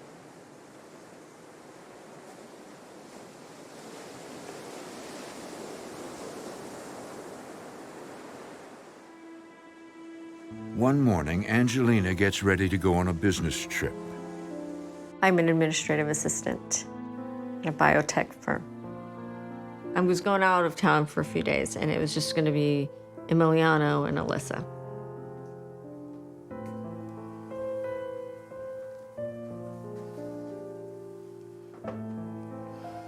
Maybe I should cancel. I really hate leaving her when she's not feeling well. She'll be okay. I took her temperature. She doesn't have a fever. It's okay. I'll take good care of her. Emiliano reassures Angelina that he has a few days off work to look after Alyssa. Okay, I'll call you when I get there. Be safe. Alyssa is lively, energetic, dancing, singing. This particular morning, she was kind of pale, very quiet. I knew something was wrong. I just didn't know what. My first thought is, it'll pass. It's just a one-day thing. We all wake up on the wrong side of the bed every now and then.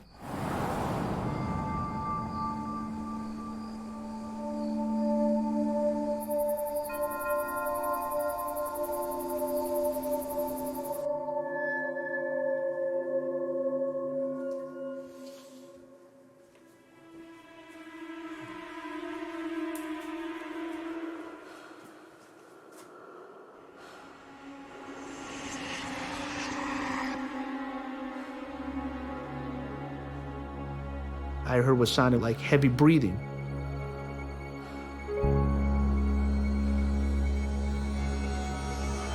At first, I thought that maybe, okay, you're hearing something.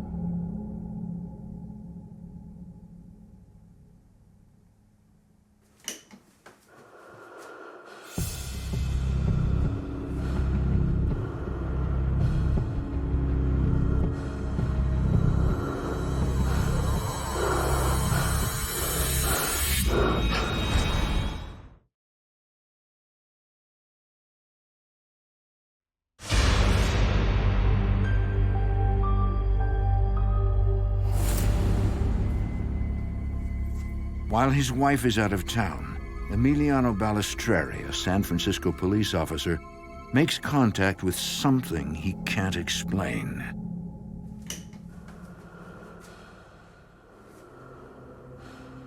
I heard what sounded like heavy breathing. I thought, okay, there is something behind me.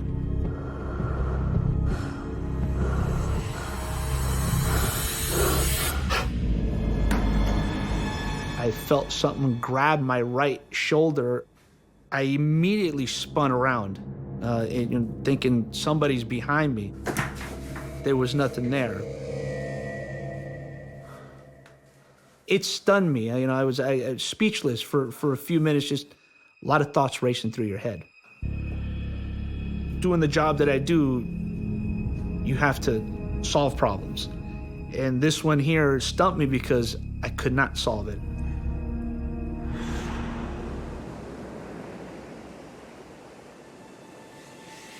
What's more, whatever appears to be ailing his daughter Alyssa is getting worse. Daddy, make him stop. Please make him stop. He scares me. He's saying things to me. Bad things. Bad things. As the week went on, I noticed that Alyssa was changing. He's saying things to me. Alyssa was telling me that she was hearing voices in her head. I knew something was wrong. I started to worry that it could have been a medical cause. Get out.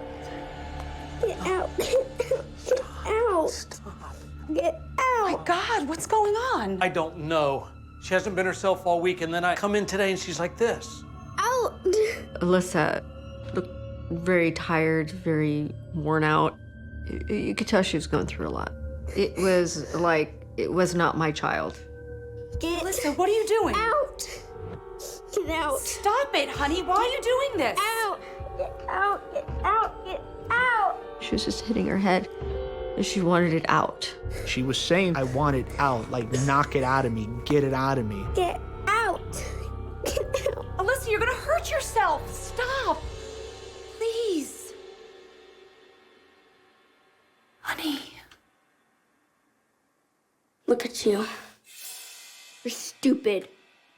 God, you're a moron. I hate you. You're worthless. I wish you would die, do you hear me? I wish you were dead. She said mean, hurtful things out of nowhere.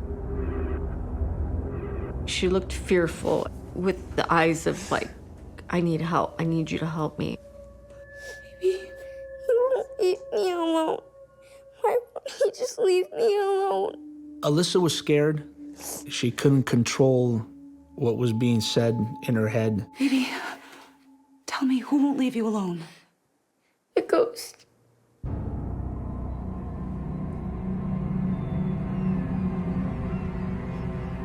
Emiliano and Angelina take Alyssa to numerous doctors.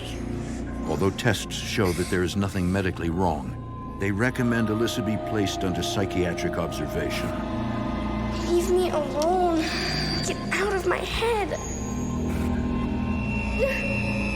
They wanted to take my child away from me and put her somewhere to study her, and that didn't sit well with with Angelina or with me. Get out! Get out! To have a doctor say that they're gonna take her away, it literally feels like somebody's gone inside, grabbed your heart, ripped it out, and you're just dead to the world.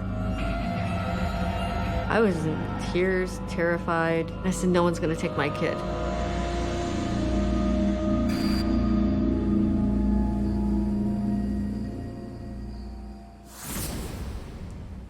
Alyssa's parents are beside themselves. It was heart-wrenching, but we were comfortable enough to take her home. They let us take her home.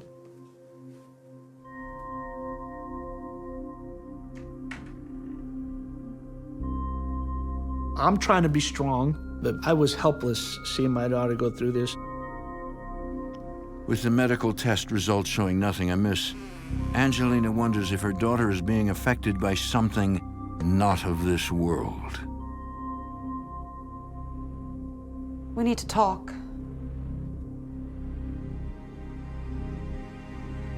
Please don't get angry, but I think what's happening with Alyssa is paranormal. Can't believe I'm saying this, but you might be right. I sat down with Angelina and just giving all the facts. I said, you know what? I'm gonna believe here that it is paranormal. It's after our little girl. What are we gonna do? We got to this point where we're like, what are we gonna do? For my husband to believe in the paranormal was quite a turning point. Emiliano looked at me and he said, call Harvey. Call Harvey. Angelina's friend Harvey, a paranormal investigator, agrees to come that weekend. Now, all the family can do is wait.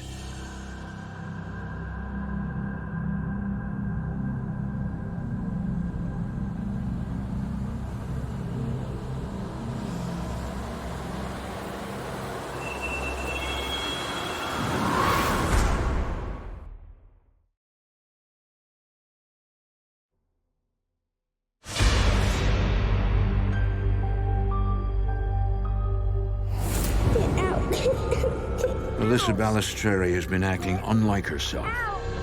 Alyssa, you're gonna hurt yourself. Stop. I hate you. I wish you were dead. Fearing that she is being haunted by an evil spirit, her parents call in a paranormal investigator.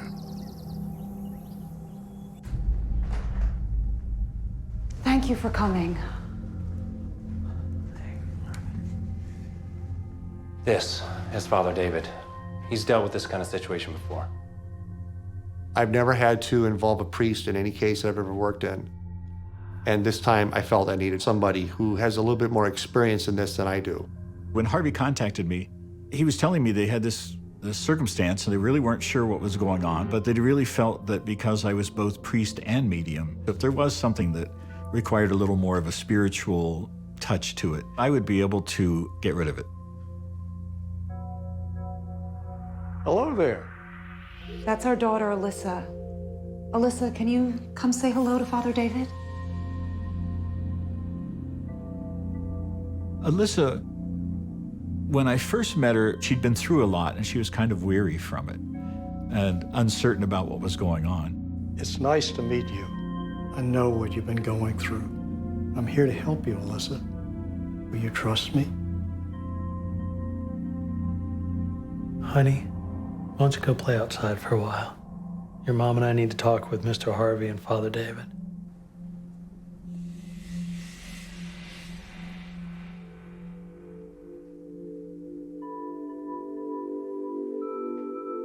Okay, what exactly are we dealing with here? I mean, is this some kind of demon? No.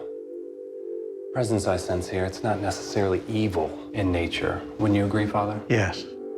I feel anger, hatred, fear.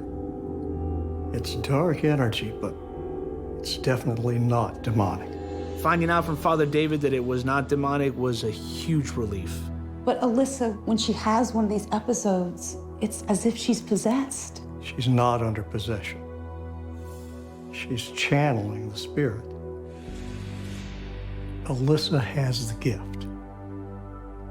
For entities from the paranormal world, it's like moss to a flame. David had some interesting news for us that we have a sensitive child. She could see ghosts. She could feel ghosts. They come to her naturally. Okay. Are you saying our daughter is psychic? That's crazy. How is that even real? It's as real as being grabbed by something you can't see. Wasn't it your right shoulder, Emiliana? With Father David looked at me and he says, "You were grabbed."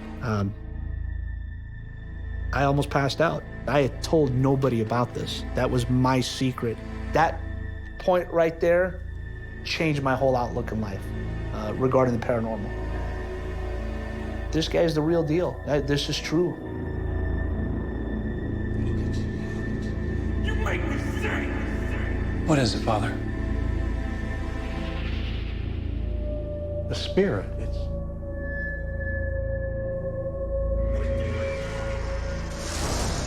I need something that belongs to you, something that's important.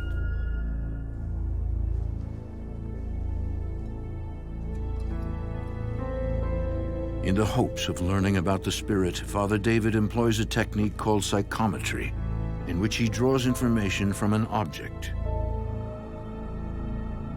What the object does is it helps give me a place to focus.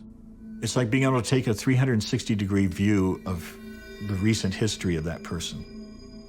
What they've experienced, what their emotions were, who they encountered, those things sometimes can all be imprinted on that object. I began to identify it was a young male entity, and it was an angry male entity. There was something definitely that had happened to his face that had disfigured it, but he didn't allow me to see that clearly. My sense is that this spirit was a troubled young man, and he was masking that with a lot of anger. I can't believe you're my son! You hear me? I had the clear sense this boy did not have a good father figure in life. He had been told repeatedly that he was worthless, he was a bad seed. I wish you were never even born! I wish you were dead! When earthbound spirits are very troubled or have led a pretty dark life, they're going to have that same kind of energy where it's a very dark energy.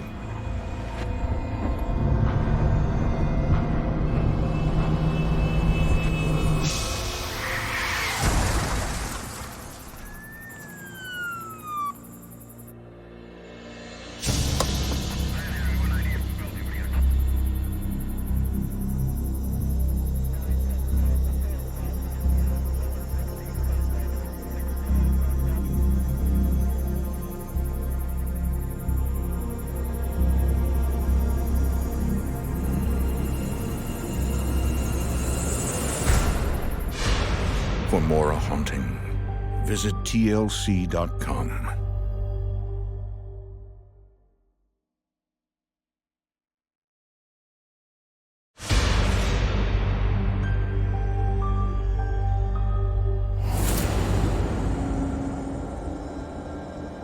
While investigating a haunting at the Balistreri house, Father David senses a spirit's past using a technique called psychometry.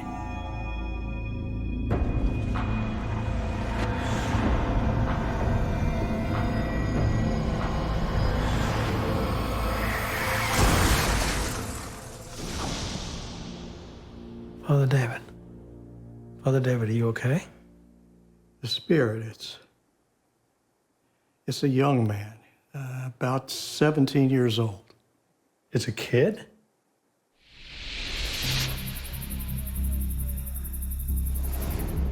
He died in a horrible car crash. This boy had been driving a car at a high rate of speed on a winding road, and he had lost control of the car. The force of the accident just tore him apart. So he was dead in an instant, but it was a horrific way to die.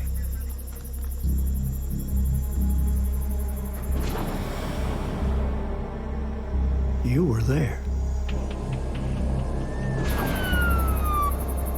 Yes. My God, I remember him.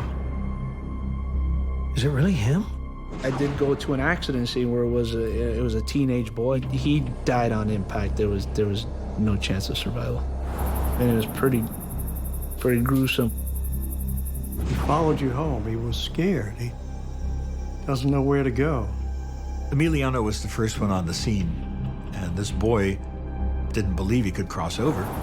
So he saw Emiliano as a comforting presence and as a place where he could have stability. So he attached himself to Emiliano and followed him home.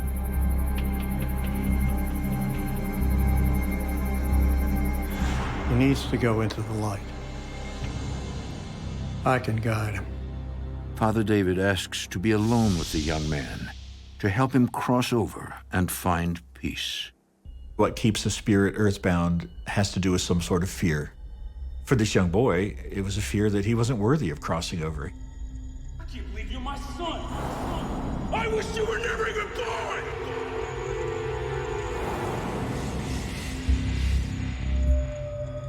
Don't be afraid. You're going to a place where you'll be safe, where you'll be loved. I promise you this. My process is to create a portal of light and let him know that he could cross over.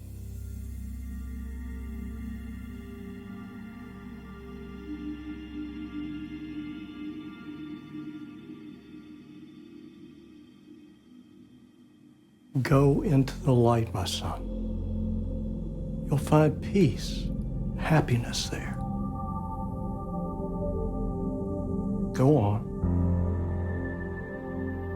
God is with you now.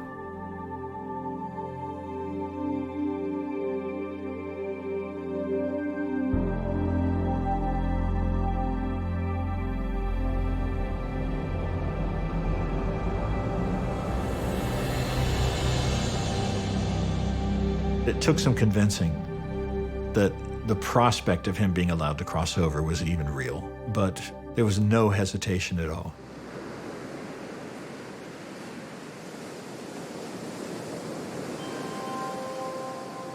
Afterwards, Father David conducts a house blessing. Jesus talks about how if you clear out the space, you need to fill it with good, and otherwise you're just leaving an open space that anybody can step into.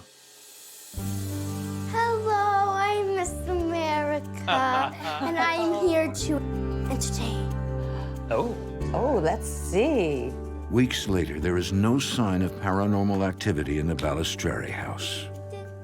After the blessing, the overall feeling of the house was lighter. We just exhaled like, it's finally done. I got my daughter back, and my daughter was back to normal. The best feeling in the world is to watch your daughter sing, to watch your daughter dance. Not a peep comes out of her about what happened. Just vanished. It's like it was a dream. Baby. This whole ordeal has changed my life completely. I believe there's another world. I believe that there is a paranormal side. This experience has not changed my views at all. I am still actively investigating the paranormal, and I accept it, embrace it. We love you. Love you too. As for Alyssa, she has a lifetime to explore her psychic abilities. So Father David had told us she's gonna see things from time to time. You're gonna have to deal with it. Break it in slowly to her. With Alyssa's new abilities, being a sensitive, she sees things. We kind of lightly have to tell her, hey, by the way, you have a gift, but we'll explain to you when you're older, and it's okay.